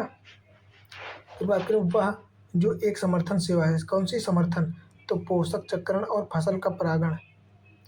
अगला बात करें तो एक साधारण समुद्री आहार श्रृंखला का सही क्रम क्या होगा, है ना। तो सबसे पहले डाइटम होंगे जो कि स्वपोषी होते हैं, है ना, जैसे हरी घास होती है स्थलीय क्षेत्र में। फिर इसके बाद आएंगे क्रस्टेशियाई जो कि शाकाहारी उपभोक्ता होंगे। फिर आएंगे हेरिंग जो कि मांसाहारी होंगे, है ना, ये क्रम होता है। और बता दें ये भी यूपीएससी में पूछा गया था क्वेश्चन, तो उसमें जानते हो क्या दिया गया था, उसमें ये चीज़ें दी गई थी, डाइटम, क्रस्टेशियंस और हेरिंग। तो उसमें ये पूछा गया था कि इसका क्रम क्या होगा, सबसे पहले स्वपोषी से परमपोषी, जो ये पूछा गया क्वेश्चन, सेम क्वेश्चन पूछा गया था। बाकी उसमें केवल ये नाम नहीं दिए गए थे, बस यही डायटम, क्रस्टेशियंस, हेरिंग और एक नाम दे दिया गया था, है ना। बहुत मतलब बहुत सारे लोगों ने नहीं कर पाया था। अब बात करते हैं बायोनोमिक्स, जैव वानिकी किस चीज़ से संबंधित है, तो यह पारिस्थितिकीय, पर्यावरण या पर्याय से संबंधित है ना। यह प्राकृतिक तंत्रों के मूल्य पर बल देता है जो मानव तंत्रों को प्रभावित करते हैं। अगला बात करते हैं जैव वानिकी अथवा बायोनोमिक्स। शब्द बायो तथा नोमिक्स से लिया गया। कहाँ से? बायो तथा नोमिक्स। बात करें बायो का तात्पर्य होता है जीव या जीवन, और नोमिक्स की बात करें तो ये नोमोस से लिया गया है और इसका अर्थ होता है नियम, है ना। तो बायोनोमिक्स का मतलब क्या हो जाएगा? जीवन का नियम। किसी जल निकाय में घनत्व प्रवणता को दर्शाता है पिक्नोक्लाइन। क्या? पिक्नोक्लाइन। किसी जल निकाय में लवणता प्रवणता को प्रदर्शित करने के लिए क्या हो जाएगा? इसको हाइड्रोक्लाइन कहते हैं। क्या? हाइड्रोक्लाइन, है ना। घनत्व प्रवणता पिक्नोक्लाइन और लवणता प्रवणता हाइड्रोक्लाइन, ये दोनों टर्मिनोलॉजी रट लेना आप लोग। और एक और है नीचे कि जब किसी जल निकाय में गहराई के साथ तापमान में परिवर्तन होता है तो इसको थर्मोक्लाइन कहते हैं। क्या कहते हैं? थर्मोक्लाइन। तो पिक्नोक्लाइन, हाइड्रोक्लाइन और थर्मोक्लाइन, है ना। बात करें पारितंत्र उत्पादकता के संदर्भ में समुद्री उत्प्रवाह। क्या? समुद्री उत्प्रवाह जिसको अपवेलिंग कहते हैं। क्षेत्र इसलिए महत्वपूर्ण है क्योंकि ये समुद्री उत्पादकता बढ़ाते हैं, है ना। पोषक तत्वों को सतह पर लाकर डाल देते हैं किनारे, तो मछलियों के लिए जो है बहुत आवश्यक भोजन के रूप में कार्य करता है। अगला बात करें तो वायु प्रवाह द्वारा समुद्र की सतह पर विद्यमान गर्म, पोषक रहित जल को सघन, ठंडे तथा पोषक तत्वों से परिपूर्ण जल द्वारा स्थानांतरित कर दिया जाता है। किसके द्वारा? समुद्री उत्प्रवाह द्वारा। समुद्री उत्प्रवाह या फिर इनको कहते हैं जलधाराएं समुद्री, है ना। समुद्री जलधाराएं ये क्या करती हैं? ये संपूर्ण जो है समुद्र में ठंडी ठंडी क्षेत्रों में गर्म जलधाराएं ले जाकर वहाँ पे थोड़ा माहौल को मस्त बनाती हैं और गर्म क्षेत्रों में ठंडी जलधाराएं पहुँच जाती हैं। आपने देखा होगा ना माराब, जैसे कालाहारी मरुस्थल हो गया, सहारा मरुस्थल हो गया, ये कैसे कैसे मरुस्थल बन गए? क्योंकि जो है ये एक तो ये भूमध्य रेखा के आसपास पाए जाते हैं, कर्क और मकर रेखा के मध्य, ठीक है। और उसके ऊपर से यहाँ पर जो है ठंडी समुद्री जलधाराएं जाती हैं, और जब समुद्री जलधाराएं ठंडी होंगी तो वहाँ पे जो टेम्परेचर कम होने से क्या हो जाएगा? उनका वाष्पीकरण नहीं होगा। जो वाष्पीकरण नहीं होगा तो बादल का निर्माण नहीं होगा, है ना। फिर बारिश कहाँ से होगी? तो फिर वहाँ पे जो है बारिश बहुत कम होती है और मरुस्थलों का निर्माण हुआ है। तो इसका मुख्य कारण क्या हो जाएगा? समुद्री जलधाराएं। फिर अगला बात करें क्या? पारिस्थितिकी संवेदी क्षेत्र वे क्षेत्र हैं जिन्हें क्या घोषित किया गया है? जिन्हें घोषित किया गया है पर्यावरण संरक्षण अधिनियम 1986 के तहत, है ना।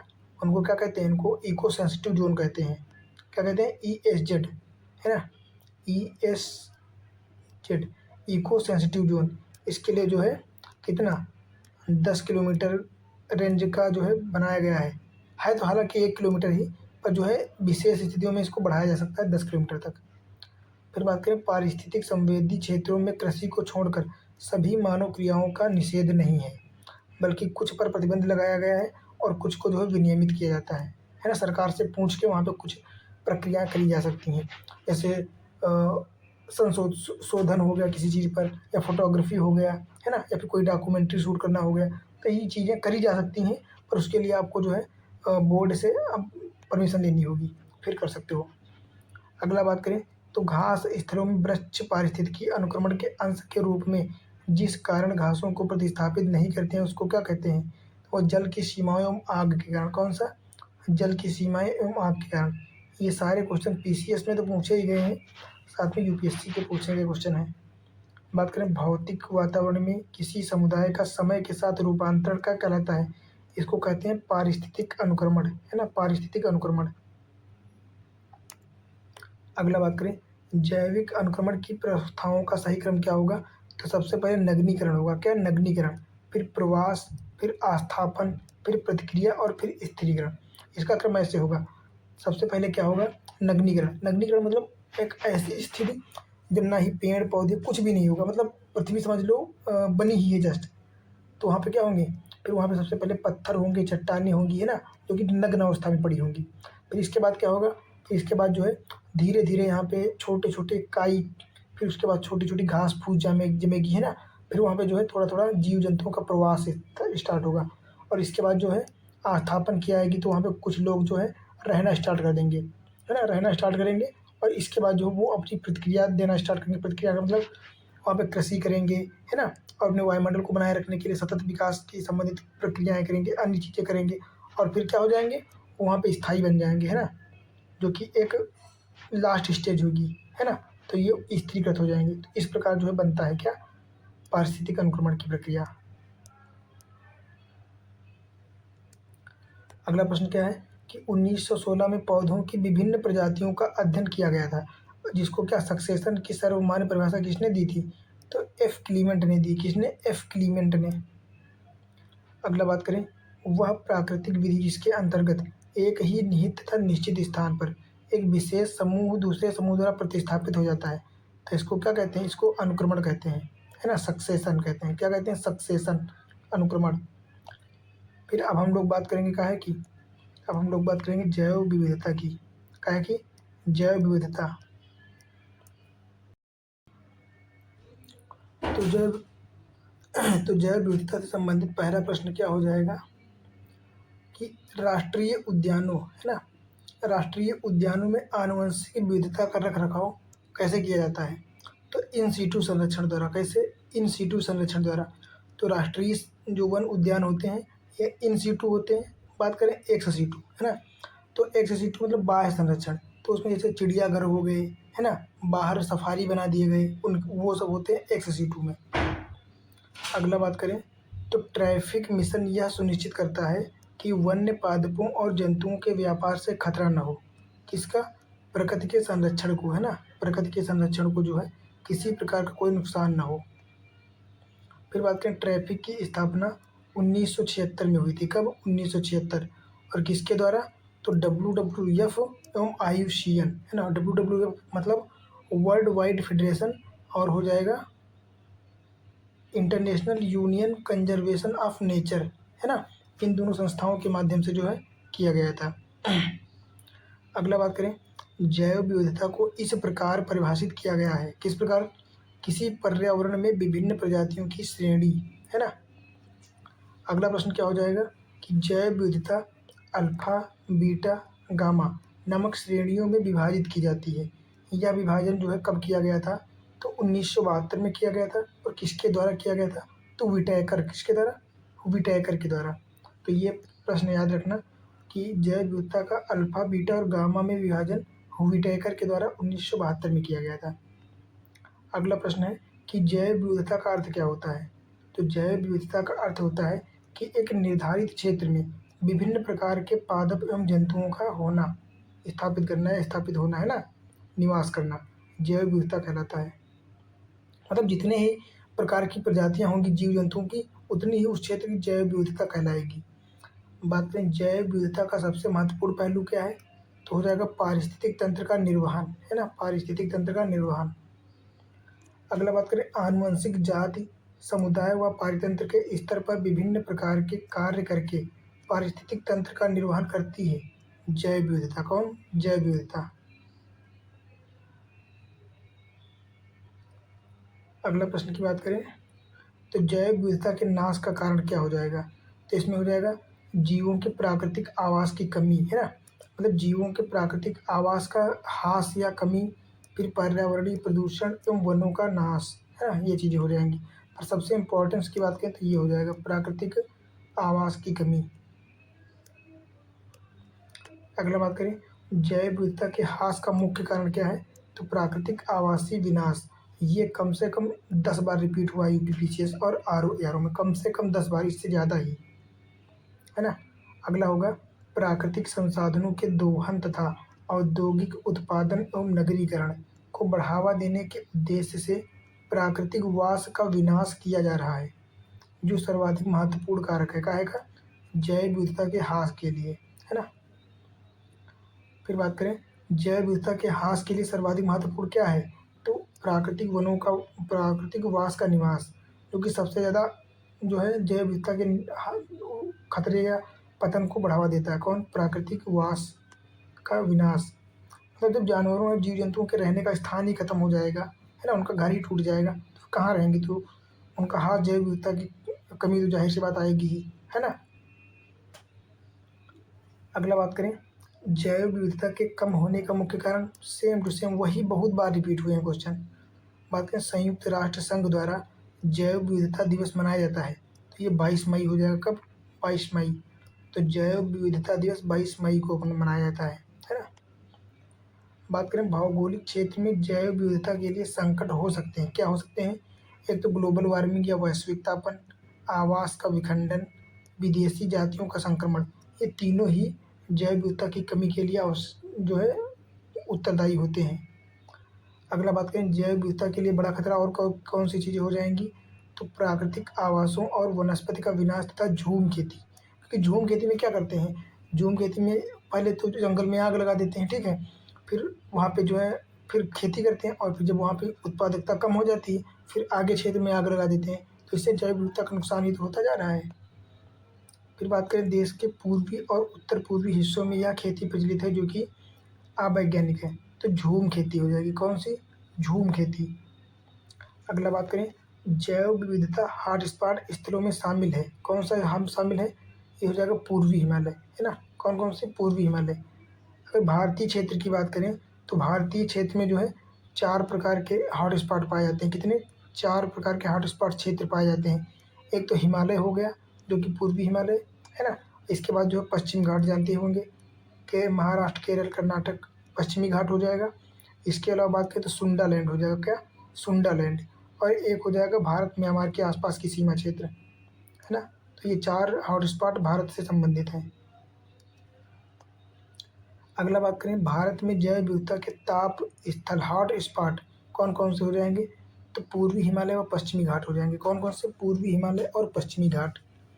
अगला बात करें जैव विविधता हॉट स्पॉट केवल उष्णकटिबंधीय प्रदेशों में ही नहीं बल्कि उच्च अक्षांशीय मतलब ठंडे क्षेत्रों में भी पाए जाते हैं, है ना। फिर बात करें भारत में 4 जैव विविधता हॉटस्पॉट स्थल पाए जाते हैं, जो कि अभी हमने बात भी की कि पूर्वी हिमालय, पश्चिमी घाट, म्यांमार भारत सीमा और सुंडालैंड, है ना। अगला बात करें भारत में जैव विविधता की दृष्टि से संतृप्त क्षेत्र कौन सा हो जाएगा? तो पश्चिमी घाट हो जाएगा, पश्चिमी घाट। यहाँ पे बहुत ज़्यादा बड़ी मात्रा में जैव विविधता क्षेत्र पाया जाता है। अगला बात करें जैव विविधता के संदर्भ में भारत में क्षेत्र हॉट स्पॉट का कौन माना जाएगा? तो अंडमान निकोबार द्वीप समूह हो जाएगा। कौन? अंडमान निकोबार द्वीप समूह। बात करें हॉट स्पॉट शब्द को सबसे पहले किसने दिया था? तो 1988 में नॉर्मन मायर्स ने दिया था। किसने? Norman Myers. बात करें जहाँ पर जातियों की पर्याप्तता था स्थानीय जातियों की अधिकता पाई जाती है, लेकिन साथ ही इन जीवों की जातियों के अस्तित्व पर निरंतर संकट बना हुआ होता है, उन क्षेत्रों को हॉट स्पॉट कहते हैं। क्या कहते हैं? Hot spot. तो ये डेफिनेशन पढ़ लेना थोड़ा आप लोग, क्योंकि इसकी शर्तें पूछ लेता है ना कि हॉट स्पॉट के लिए कौन कौन सी शर्तें हैं, तो वहाँ पे ये नियम याद रखना होगा। बात करें सबसे लंबा जीवित वृक्ष कौन सा हो जाएगा? तो सिकोया का हो जाएगा। कहेगा सिकोया। बात करें किसी प्रजाति को विलुप्त माना जा सकता है जब वह अपने प्राकृतिक आवास में कितने 50 वर्षों से ना देखी गई हो। मतलब अगर 50 वर्षों से कोई चीज़ या कोई जीव जंतु नहीं देखा गया है या पेड़ पौधा, तो उसको एंडेमिक मान लिया जाता है। क्या मान लिया जाता है? विलुप्त प्रजाति मान लिया जाता है। एंडेमिक नहीं, एंडेमिक तो स्थानीय हो जाएगा, तो उसको क्या मान लिया जाता है? विलुप्त, है ना। फिर बात करें अगला प्रश्न, तो किसी प्रजाति के विलोपन के लिए क्या उत्तरदायी है? एक तो बड़े आकार वाला शरीर, है ना, विलोपन के लिए, और संकुचित नीच आनुवंशिक भिन्नता की कमी, है ना। ये सब चीज़ें जो है ये उसके विलोपन या उसके पतन या उसके ह्रास के लिए उत्तरदायी कारक हैं। बात करें किसी प्रजाति के विलोपन के लिए उत्तरदायी क्या नहीं है? तो व्यापक नीच, मतलब जिसका जितना ही व्यापक नीच होगा वो उतने ही क्षेत्र के लिए अनुकूलित होगा, तो उसका जो है विलोपन की दर कम होती चली जाएगी, है ना। फिर बात करें IUCN द्वारा विलुप्ति के कगार पर खड़े संकटग्रस्त पौधों और पशु जातियों की सूचियाँ किसमें शामिल की जाती हैं? तो ये IUCN एक रेड डाटा बुक जारी करता है ना, रेड डाटा बुक, उसमें जो है सभी जीव जंतुओं के जो है स्टेटस दिखाया जाता है कि कौन संकटग्रस्त है, कौन अति संकटग्रस्त है ना, एंडेंजर्ड, वल्नरेबल, या क्रिटिकली एंडेंजर्ड है ना, ये चीज़ें दिखाई जाती हैं। अगला बात करें रेड डेटा बुक अथवा रेड लिस्ट, ये IUCN से संबंधित है। IUCN मतलब international union of conservation of nature, है ना। बात करें प्राणी समूह जो संकटापन्न जातियों के संवर्ग के अंतर्गत आते हैं, कौन कौन से हो जाएंगे? एक तो महान भारतीय सारंग हो जाएगा, कस्तूरी मृग, लाल पांडा और एशियाई वन्य गधा, ये चीज़ें जो हो जाएंगी कौन सी, ये संकटापन्न में आती हैं, है ना, एंडेंजर्ड श्रेणी में। अगले प्रश्न की बात करें तो सोन चिड़ैया या महान भारतीय सारंग, है ना, great Indian bustard, GBI, Siberian सारस और सलेटी टिटहरी, है ना, जिसको सोशिएबल लैपविंग कहते हैं, ये अति संकटग्रस्त श्रेणी में आती हैं। और कस्तूरी मृग संकटग्रस्त श्रेणी में, और एशियाई वन्य गधा की बात करें तो ये नियर थ्रेटेंड हो जाएगा, क्या हो जाएगा, नज़दीक, संकट के नज़दीक, है ना, श्रेणी में। जबकि लाल पांडे की बात करें तो लाल पांडा संकटग्रस्त श्रेणी में आता है, कौन सी, संकटग्रस्त, जो कि यहाँ पे लिखा भी, यहाँ भी लिखा है।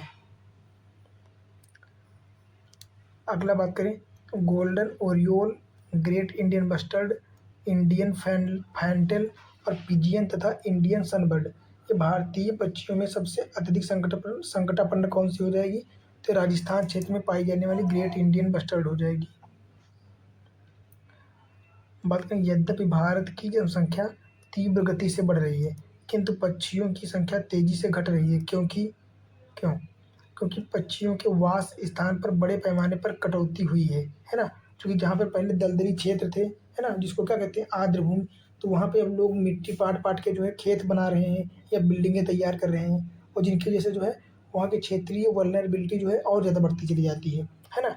और क्या हो रहा है, कीटनाशक, रासायनिक उर्वरक तथा मच्छर भगाने वाली दवाओं का बड़े पैमाने पर उपयोग हो रहा है, जिससे जैव विविधता घटती ही तो जा रही है, पक्षी मरते जाते हैं, क्योंकि जितना ही जैव रासायनिक प्रयोग करोगे, तो चूँकि जो कीड़े मकोड़े होते हैं ज़मीन में ही होते हैं, तो चिड़िया जब उन कीड़ों मकोड़ों को खाएंगी तो उसके माध्यम से जहर उसमें भी फैलेगा, फिर कीट जो है पक्षियों की मृत्यु तो जाहिर सी बात होगी, है ना। अगला बात करें, इसी के चलते जो है सुप्रीम कोर्ट ने जो है DDT को बंद कर दिया था, किसको, DDT, जो कि जैव अनिम्नीकरणीय है, इसको निम्नीकृत नहीं किया जा सकता है ना, तो इसको बंद कर दिया था सुप्रीम कोर्ट ने आदेश देके। बात करें उत्तराखंड में जैव विविधता के ह्रास का प्रमुख कारण कौन सा नहीं है, तो बंजर भूमि का वनीकरण, है ना, बंजर भूमि का वनीकरण ये कारण नहीं है। जाहिर सी बात है, बंजर भूमि का अगर वनीकरण कर दोगे, है ना, पौधरोपण करोगे, तो ये जैव विविधता को बढ़ावा देगा, ना कि कम करेगा। बात करें सड़कों का विस्तार, नगरीकरण, कृषि का विस्तार आदि जो है जैव विविधता के ह्रास के लिए उत्तरदायी हैं, तो बिल्कुल जाहिर बात है। अगला प्रश्न क्या है कि 1975 में यह भारत का अभिन्न अंग बन गया, इसे वनस्पति शास्त्रियों का स्वर्ग कहा जाता है, किसको, तो ये सिक्किम हो जाएगा, सिक्किम। पूर्वी हिमालय के हॉट स्पॉट क्षेत्र में सिक्किम आता है, कौन, सिक्किम। बात करें जैव विविधता के साथ साथ मनुष्य के परंपरागत जीवन के संरक्षण के लिए सबसे महत्वपूर्ण रणनीति जिस एक की स्थापना करने में निहित है वह क्या है, वह जीवमंडल नीक हो जाएगा, क्या हो जाएगा, जीवमंडल नीचे, इसको नीचे कहते हैं, है ना, जैवमंडल रिजर्व। अगला बात करें जैव विविधता के संरक्षण के लिए महत्वपूर्ण है क्या, जैवमंडल रिजर्व, है ना, या जैवमंडल आरक्षित क्षेत्र।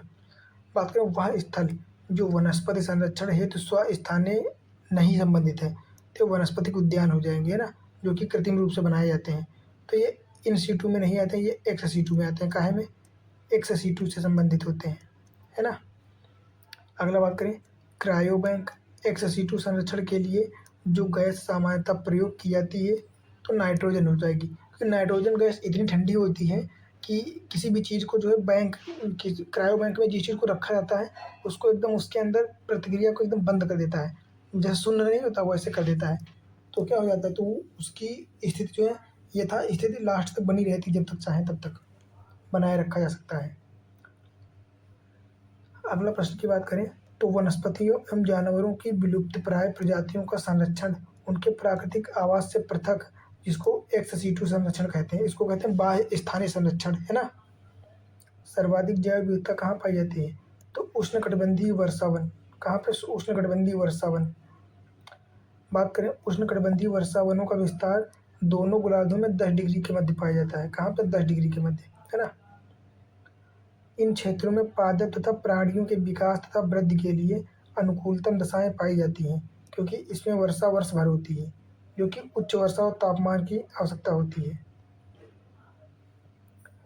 किसी निश्चित भौगोलिक क्षेत्र में पाए जाने वाले जीवों की संख्या तथा उनकी विविधता को क्या कहा जाता है? उनको जैव विविधता कहा जाता है। क्या कहता है? बायोडाइवर्सिटी। सर्वाधिक जैव विविधता कहाँ पाई जाती है? तो उष्णकटिबंधीय सदाबहार वर्षावनों में। प्राणियों और पादपों की जातियों में अधिकतम विविधता मिलती है तो उष्णकटिबंधीय आर्द्र वनों में। कहाँ पे? उष्णकटिबंधीय आर्द्र वनों में। बात करें जैव विविधता में परिवर्तन होता है क्योंकि भूमध्य रेखा से ध्रुवों की ओर जब बढ़ते जाएंगे तो जैव विविधता में कमी आएगी, है ना। क्या हो जाएगा यहाँ पे बता देते हैं फिगर बना के आपको। मान लेते हैं ये अपनी पृथ्वी है और ये 0 डिग्री भूमध्य रेखा हो जाएगा। तो इससे जैसे जैसे ध्रुवों की ओर जाते जाएंगे, है ना, तो एक तो टेम्परेचर भी कम होता चला जाएगा और जैव विविधता भी कम होती चली जाएगी, है ना। और जैसे ही हम लोग ध्रुवों की तरफ से भूमध्य रेखा की ओर बढ़ते चले आएंगे तो टेम्परेचर तो बढ़ेगा ही, साथ में जो है जैव विविधता भी बढ़ती चली जाएगी, है ना। अगला प्रश्न क्या है? शांत घाटी, कश्मीर, सुरमा घाटी तथा फूलों की घाटी, ये सब जो है सर्वाधिक जैव विविधता पाई जाती है। ये कहाँ पे स्थित है? तो इसमें सबसे ज़्यादा जो है शांत घाटी में जैव विविधता पाई जाती है। कहाँ? शांत घाटी। अगला बात करें शांत घाटी कहाँ पे स्थित है? तो शांत घाटी केरल में हो जाएगी, है ना। बाकी कश्मीर तो जम्मू कश्मीर में हो जाएगी, है ना। फूलों की घाटी नंदा देवी उत्तराखंड हो जाएगा। कहाँ? उत्तराखंड। बात करें साइलेंट वैली परियोजना केरल से संबंधित है। कहाँ से? केरल राज्य से। और फूलों की घाटी उत्तराखंड में स्थित है। बात करें आर्द्र क्षेत्रों में जिन्हें रामसर साइट का दर्जा दिया गया है, कौन कौन सी चीज़ें हो जाएंगी? एक तो चिल्का झील हो जाएगी जो कि उड़ीसा में स्थित है, लोकटक झील मणिपुर, केवलादेव तथा उलर झील। तो केवलादेव राजस्थान हो जाएगा और उलर झील जम्मू कश्मीर हो जाएगा। कहाँ? जम्मू एंड कश्मीर, है ना। तो चिल्का झील उड़ीसा, लोकटक झील मणिपुर, केवलादेव हो जाएगी राजस्थान और उलर झील जम्मू कश्मीर। अगला बात करें रामसर सूची अंतर्राष्ट्रीय महत्व की आर्द्र भूमियों की सूची है। इस सूची में वर्तमान में कितनी चीज़ें शामिल हैं? तो ये तो खैर गलत है, वर्तमान में बहुत ज़्यादा बढ़ गई हैं, है ना। तो वर्तमान में बढ़ गई हैं। अगला बात करें, इसको देख लेना वर्तमान में कितनी है। रामसर कन्वेंशन के अंतर्गत रामसर स्थल भोज आर्द्र भूमि कहाँ हो जाएगा? भोज। तो भोज कहाँ? ये मध्य प्रदेश का है ना। बात करें रामसर सम्मेलन संरक्षण से संबंधित था, तो ये आर्द्र भूमि संरक्षण से संबंधित है ना, जो कि ईरान के रामसर स्थल जो कि कहाँ? कैस्पियन सागर के तट पर स्थित है। तो वहाँ 1971 में इसको स्टार्ट किया गया था। कब? 1971। बात करें वेटलैंड दिवस कब मनाया जाता है? तो 2 फरवरी, और 2 फरवरी को 1971 से मनाया जाता है। भारत की सबसे बड़ी अंतर्देशीय आलवड़ी आर्द्र भूमि कौन सी हो जाएगी? कहाँ पे स्थित है? तो गुजरात, कच्छ, है ना। तो अगला प्रश्न देख लेते हैं कि जीवमंडल आरक्षित परिक्षेत्र परिरक्षण क्षेत्र क्या है? ये आनुवंशिक भिन्नता का क्षेत्र है। कैसा? आनुवंशिक भिन्नता का क्षेत्र है ना। प्रवाल विरंजन का सबसे अधिक प्रभावी कारक क्या है? तो सागरीय जल के असामान्य ताप में वृद्धि, है ना। मान लो ग्लोबल वार्मिंग के कारण जो है टेम्परेचर बढ़ जाता है किसी कारणवश, किसका? सागरीय जल का। तो जो प्रवाल होती हैं ना कोरल, तो ये विरंजन होने लगता है, और जब विरंजन होता है तो ये अपने एक जीव होता है इनके लिए, है ना, जो कि सहजीवी के रूप में इनके साथ रहता है, उसका नाम है जूजेंथली। तो ये दोनों आपस में अलग हो जाते हैं, तो फिर प्रवाल विरंजन का रंग गायब हो जाता है और ये वाइट हो जाते हैं एकदम, है ना। इसको कहते हैं प्रवाल विरंजन। बात करें प्रवाल विरंजन समुद्री तापमान और अम्लता में वृद्धि, वैश्विक ऊष्मन ग्लोबल वार्मिंग सहित पर्यावरण दबाव के कारण होता है, जिससे सहजीवी शैवाल का मोचन और साथ ही घटित होती है ना। प्रवालों की मृत्यु हो जाती है। फिर बात करें जिनमें प्रवाल भित्तियाँ पाई जाती हैं, कहाँ कहाँ पाई जाती हैं? एक तो अंडमान निकोबार द्वीप समूह में पाई जाती हैं, कच्छ की खाड़ी में और मन्नार की खाड़ी, है ना। भारत के तटीय क्षेत्रों में इन 3 जगहों पर जो है प्रवाल भित्तियाँ पाई जाती हैं। अगला बात करें, सर्वप्रथम बायोडायवर्सिटी शब्द का प्रयोग किसने किया था? तो सबसे पहले किया था वाल्टर जी रोजन ने। किसने? वाल्टर जी रोजन या रोसन।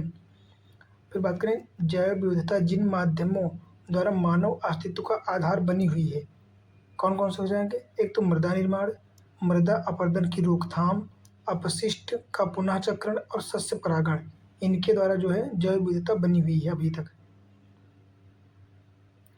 काहे का? मानव आधार बनी हुई है, मानव का आधार, है ना।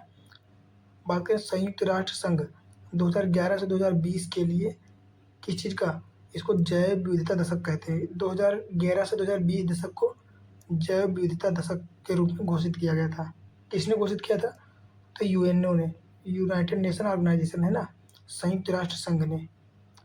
अगला बात करें तो पारिस्थितिक तंत्र की जैव विविधता की बढ़ोतरी के लिए कौन सा कारक उत्तरदायी नहीं है? तो पोषण स्तरों की कम संख्या, है ना, ये जो है उत्तरदायी कारक नहीं है। फिर बात करें पारिस्थितिकी तंत्र होता है तो यह एक गतिकीय तंत्र होता है। कैसा? गतिकीय तंत्र, है ना। बात करें हिमालय पर्वत प्रदेश जाति विविधता की दृष्टि से अत्यंत समृद्ध है। इस समृद्धि के लिए जो कारण सबसे उपयुक्त है वह क्या है? तो यह विभिन्न जीव भौगोलिक क्षेत्रों का संगम है ना। ये एक संक्रमण क्षेत्र है जहाँ पे बहुत सारी जैव विविधता पाई जाती है। और अगला क्या हो जाएगा? भारतीय संसद द्वारा जैव विविधता अधिनियम कब पारित किया गया? तो दिसंबर 2002। कब? दिसंबर 2002 में जैव विविधता एक्ट, है ना, बायोडायवर्सिटी अधिनियम एक्ट दिसंबर 2002। बात करें भारतीय राष्ट्रीय जैविक विविधता प्राधिकरण कहाँ पे स्थापित किया गया है? तो 2003 में चेन्नई के, तमिलनाडु के चेन्नई में, है ना, तमिलनाडु के चेन्नई में 2003 में। अगला बात करें एनबीए, है ना, राष्ट्रीय जैव विविधता प्राधिकरण भारत में कृषि संरक्षण में सहायक है। कैसे? यह जैव चोरी को रोकता है तथा देसी और परंपरागत आनुवंशिक संसाधनों का संरक्षण करता है। कौन? एनबीए, राष्ट्रीय जैव विविधता प्राधिकरण। और क्या करता है? ये एनबीए की अनुशंसा के बिना आनुवंशिक या जैविक संसाधनों से संबंधित बौद्धिक संपदा अधिकार हेतु आवेदन नहीं किया जा सकता है ना, मतलब इसकी परमिशन लेना आवश्यक है। अगला बात करें सी बकथॉर्न के विश्वव्यापी मार्केट की बड़ी संभावनाएं हैं। किसकी? Sea buckthorn. बात करें ये कहाँ पाया जाता है? तो लद्दाख में पाया जाता है और इसको हाल ही में जीआई टैग भी दिया गया। क्या? जीआई टैग भी प्राप्त हो चुका है अब। तो इस पेड़ के बेर में विटामिन का है, में बेर में विटामिन और पोषक तत्व प्रचुर मात्रा में पाए जाते हैं। बात करें तो चंगेज खां ने इसका प्रयोग अपनी सेना की ऊर्जास्विता को उन्नत करने के लिए प्रयोग किया था। रूसी कॉस्मोनाटों ने इसके तेल को कॉस्मिक विकिरण से बचाव के लिए किया था। किसके लिए? कॉस्मिक विकिरण के बचाव के लिए। भारत में यह पौधा कहाँ पे पाया जाता है? तो ये भारत में जो है लद्दाख में पाया जाता है। कहाँ पे? तो लद्दाख हो जाएगा।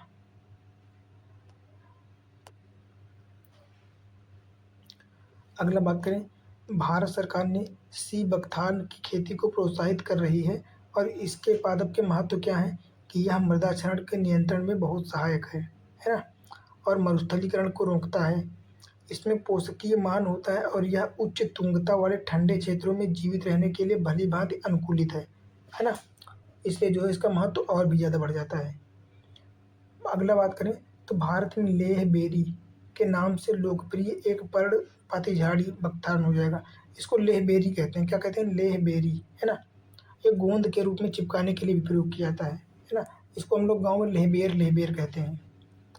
अगला बात करें, पिछले 10 वर्षों में गिद्धों की संख्या में एकाएक गिरावट आई है। इसके लिए उत्तरदायी कारक एक असाधारण सी दर्द निवारक, है ना, जिसको डीडीटी कहते हैं हम लोग, दवा है जिसका उपयोग किसानों द्वारा पशुओं के लिए दर्द निवारक के रूप में बुखार के इलाज में किया जाता है। उसको क्या कहते हैं? उसको डीडीटी या डाइक्लोफेनेक कहते हैं, सोडियम। अगला क्या हो जाएगा? भारत में गिद्धों की कमी का सबसे कारण क्या हो जाएगा? तो जानवरों में जो दर्द निवारक दवाई थी डीडीटी, ये हो जाएगा, है ना। अगला प्रश्न देख लेते हैं। अगला प्रश्न क्या है कि कुछ वर्ष पहले तक गिद्ध भारतीय देहातों में आम तौर पर से दिखाई दे जाते थे, है ना, परंतु आजकल कभी कभार ही नजर आते हैं। इस स्थिति के लिए क्या उत्तरदायी है? तो पशुओं को जो है, रुग्ण पशुओं को उपचार के लिए प्रयुक्त एक औषधि कौन सी? डाइक्लोफेनाक है ना, DDT। अगला प्रश्न क्या हो जाएगा कि मॉरीशस में एक वृक्ष प्रजाति प्रजनन में असफल रही क्योंकि एक फल खाने वाली पक्षी विलुप्त हो गया। वह पक्षी कौन था? तो डोडो। डोडो जो कि ऑस्ट्रेलिया में पाया जाता है। कहाँ पे? ऑस्ट्रेलिया में भी पाया जाता है और मॉरीशस में। तो ये जो है विलुप्त हो चुका है ऑस्ट्रेलिया से वर्तमान में। बात करें मॉरीशस में टम्बलाकोक, क्या? टम्बलाकोक, जिसे डोडो वृक्ष के नाम से भी जाना जाता है, प्रजनन में असफल रहा जिसकी वजह से यह लगभग विलुप्त हो रहा है, डोडो पक्षी की विलुप्ति के कारण, है ना। अगला क्या है कि भारतीय वन्य जीवन के संदर्भ में उड्डयन वल्गुल, क्या? उड्डयन वल्गुल ये फ्लाइंग फ्रॉक्स क्या है? तो यह एक चमगादड़ है, फ्लाइंग फ्रॉक्स, है ना। बात करें GBI, great Indian fruit bat है। अच्छा, ये बस्टर्ड नहीं है। ग्रेटर इंडियन फ्रूट बैट किसको कहते हैं? तो इंडियन फ्लाइंग फॉक्स को कहते हैं, इंडियन फ्लाइंग फॉक्स को। बात करें डुगोंग नामक समुद्री जीव जो कि विलोपन की कगार पर है ना, वह क्या है? वह एक स्तनधारी मैमल है। डुगोंग को समुद्री गाय भी कहते हैं, है ना। बात करें भारत में पाए जाने वाले स्तनधारी डुगोंग के संदर्भ में, तो यह एक शाकाहारी समुद्री जीव है। कैसा? शाकाहारी। और इसे वन्यजीव संरक्षण अधिनियम 1972 के अधीन अनुसूची फर्स्ट, है ना, अपेंडिक्स फर्स्ट में रखा गया है। बात करें अनुसूची फर्स्ट में रखे गए जानवर जीव जंतु जो होते हैं उनको सबसे ज़्यादा प्रायोरिटी दी जाती है ना, सबसे ज़्यादा संरक्षण होता है उसका।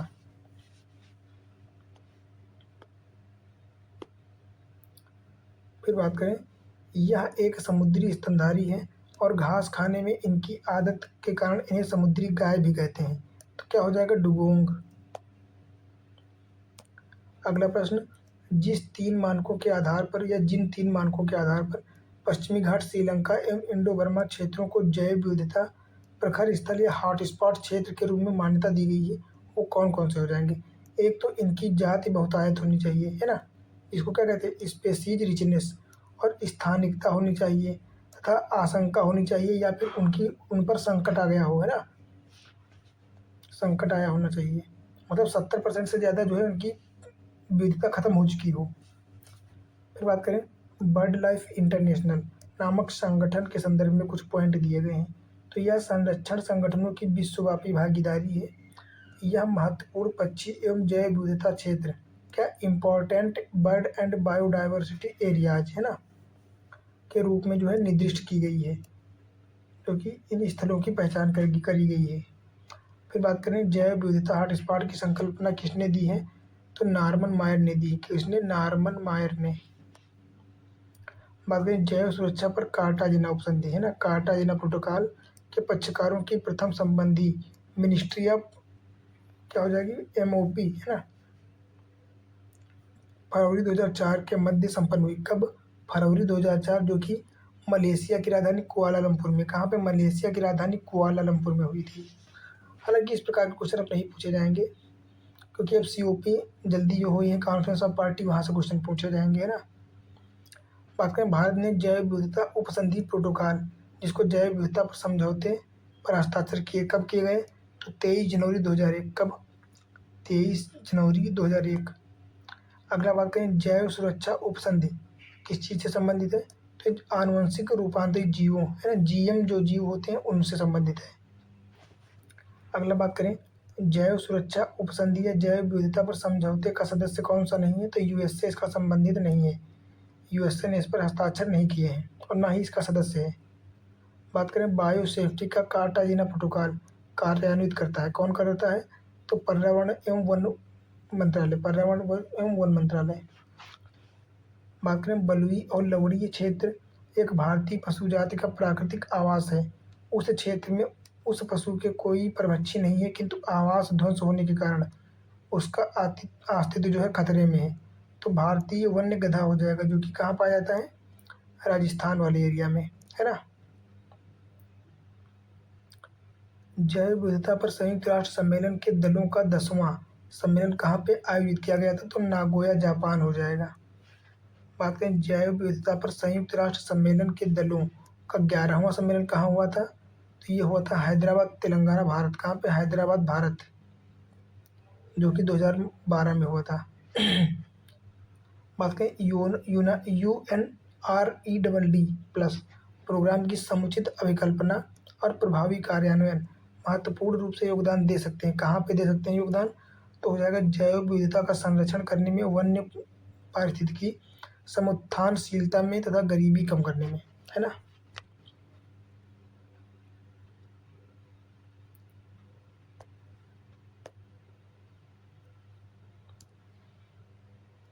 फिर क्या है?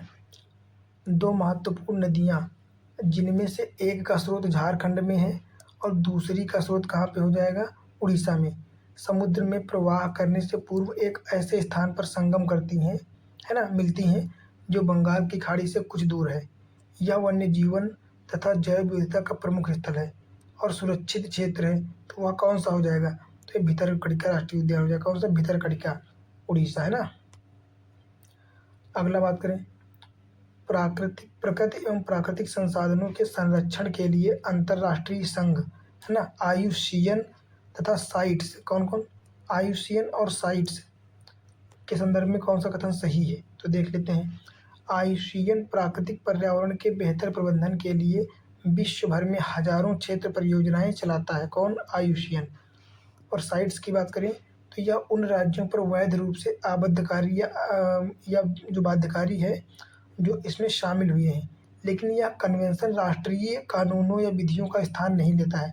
हालांकि ये बाध्यकारी तो है, पर ये राष्ट्रीय विधियों जो पर्टिकुलर देश की होती हैं, विधियां, कानून, उनका स्थान नहीं लेता है ना। आयुसीएन एक अंतर्राष्ट्रीय संगठन है जो प्रकृति संरक्षण एवं प्राकृतिक संसाधनों के सतत प्रयोग के क्षेत्र में कार्य करता है। यह किसका अंग नहीं है? तो यह संयुक्त राष्ट्र यूनाइटेड नेशन का अंग नहीं है, यह एक स्वायत्त संगठन है ना। बात करें पारितंत्र एवं जैव विविधता का अर्थतंत्र नामक पहल के संदर्भ में कौन सा कथन सही है? The economics of ecosystems and biodiversity, TEEB, है ना। तो क्या हो जाएगा? यह एक विश्वव्यापी पहल है जो जैव विविधता के आर्थिक लाभों के प्रति ध्यान आकर्षित करने पर केंद्रित है और यह एक ऐसा उपागम प्रस्तुत करता है जो पारितंत्रों और जैव विविधता के मूल्य की पहचान, निदर्शन, अभिग्रहण में निर्णयकर्ताओं की सहायता कर सकता है। तो ये काफ़ी महत्वपूर्ण टर्मिनोलॉजी है।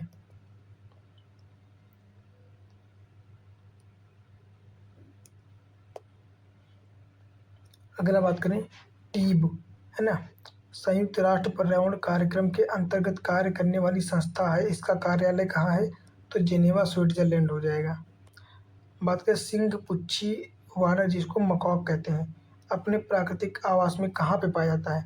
तो नीलगिरी क्षेत्र में पाया जाता है। कहाँ पे? नीलगिरी क्षेत्र। तो नीलगिरी क्षेत्र कहाँ कहाँ? तमिलनाडु, केरल और कर्नाटक, तीनों राज्यों में फैला हुआ है।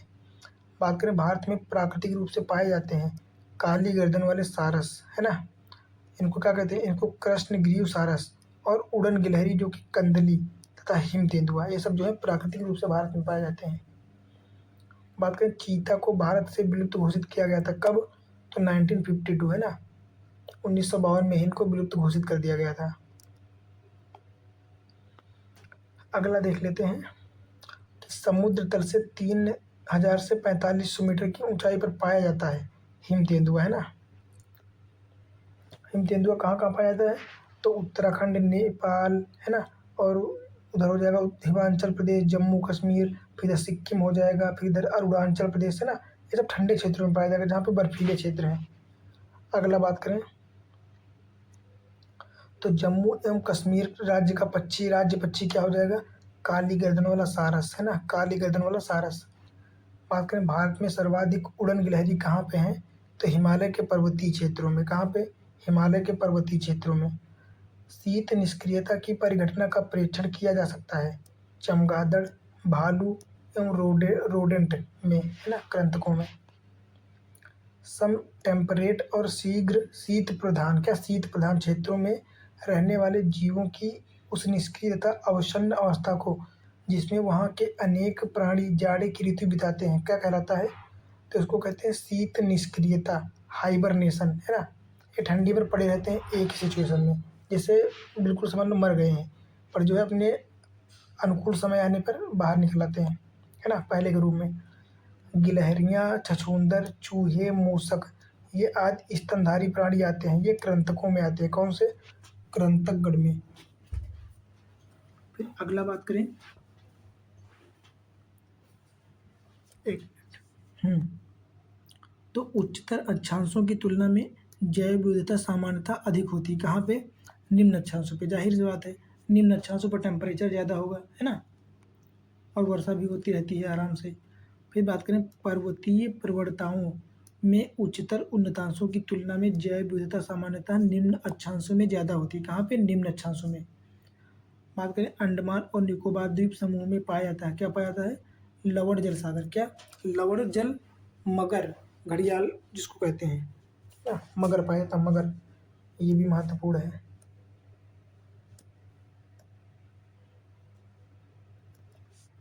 फिर अगला प्रश्न बात करें तो अंडमान एवं निकोबार के समुद्री जीव जंतुओं में डुगोंग्स, डॉल्फिन व्हेल, साल्ट वाटर समुद्री कछुआ और समुद्री सांप आदि सामान्य रूप से बहुतायत में पाए जाते हैं और विशाल हिमालय श्रृंखला में पाए जाते हैं। कहाँ? बात करें विशाल हिमालयी श्रृंखला में तो श्रू एवं टैपीर पाए जाते हैं। क्या? श्रू एवं टैपीर।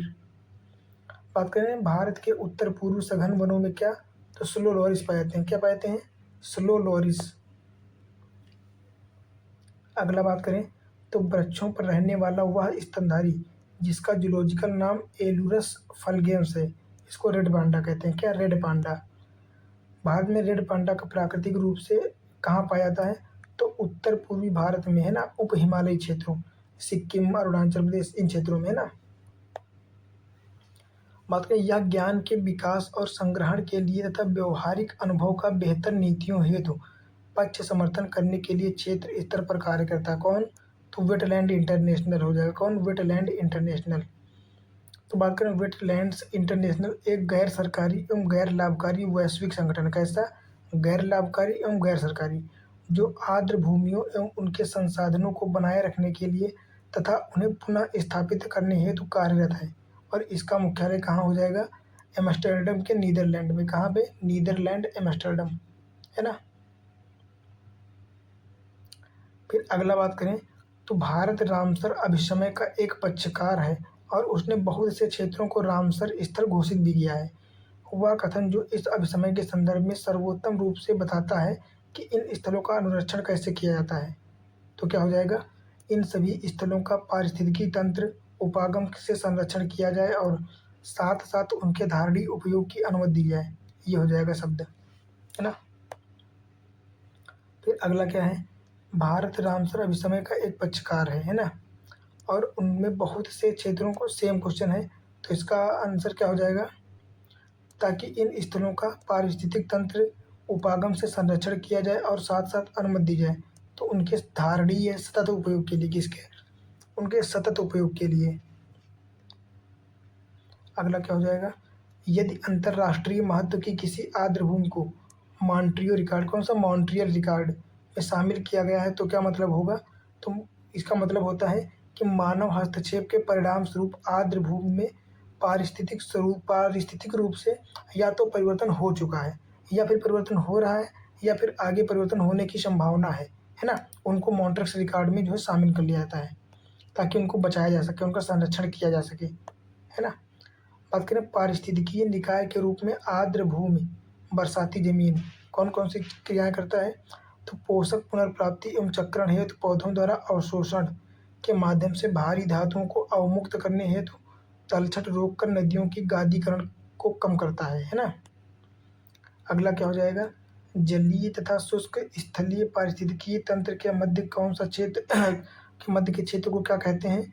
तो इनको आर्द्र भू क्षेत्र कहते हैं। क्या? आर्द्र भू क्षेत्र। फिर बात करें आर्द्र भूमि के अंतर्गत देश का कुल भौगोलिक क्षेत्रफल अन्य राज्यों की तुलना में अधिक है। कितना? गुजरात में सबसे ज़्यादा है क्योंकि वहाँ पे कच्छ गुजरात हो जाएगा, क्योंकि सब आर्द्र भूमि ही है, दलदल है ना। भारत में तटीय आर्द्र भूमि का कुल भौगोलिक क्षेत्र आंतरिक आर्द्र भूमि के कुल भौगोलिक क्षेत्रफल से कम है ना। तो तटीय आर्द्रभूमियाँ भारत में जो है कम है, जबकि आंतरिक आर्द्रभूमियाँ ज़्यादा हैं। ये याद रखने वाला पॉइंट है। अगला बात करें, जैव द्रव्यमान का वार्षिक उत्पादन न्यूनतम होता है कहाँ पे? गहरे सागरों में। जैव द्रव्यमान के उत्पादन की दृष्टि से प्रथम स्थान पर कौन सा आते हैं? तो उष्णकटिबंधीय वर्षावन हो जाएंगे, जाहिर सी बात है। बात करें टूमारोजा, क्या टूमारोज बायोडायवर्सिटी पुस्तक किसने लिखी है? तो वंदना शिवा ने। ये बहुत महत्वपूर्ण क्वेश्चन है ना, कि टूमारोजा जो है बायोडायवर्सिटी पुस्तक किसने लिखी है? तो हो जाएंगी वंदना शिवा। अगला क्या है? जैव विविधता से संबंध रखते हैं खाद्य एवं कृषि हेतु पादप, है ना, और आनुवंशिक संसाधनों के विषय में अंतर्राष्ट्रीय संधि, मरुस्थल या मरुभवन का सामना करने हेतु संयुक्त राष्ट्र अभिसमय और विश्व विरासत अभियान, ये सारी चीज़ें हो जाएंगी, है ना। अगला क्या होगा? अगला हो जाएगा जो है हरित गृह प्रभाव एवं जलवायु परिवर्तन। अगला टॉपिक अपना है ना, हरित गृह प्रभाव एवं जलवायु परिवर्तन। तो बात करेंगे अब इसके बारे में।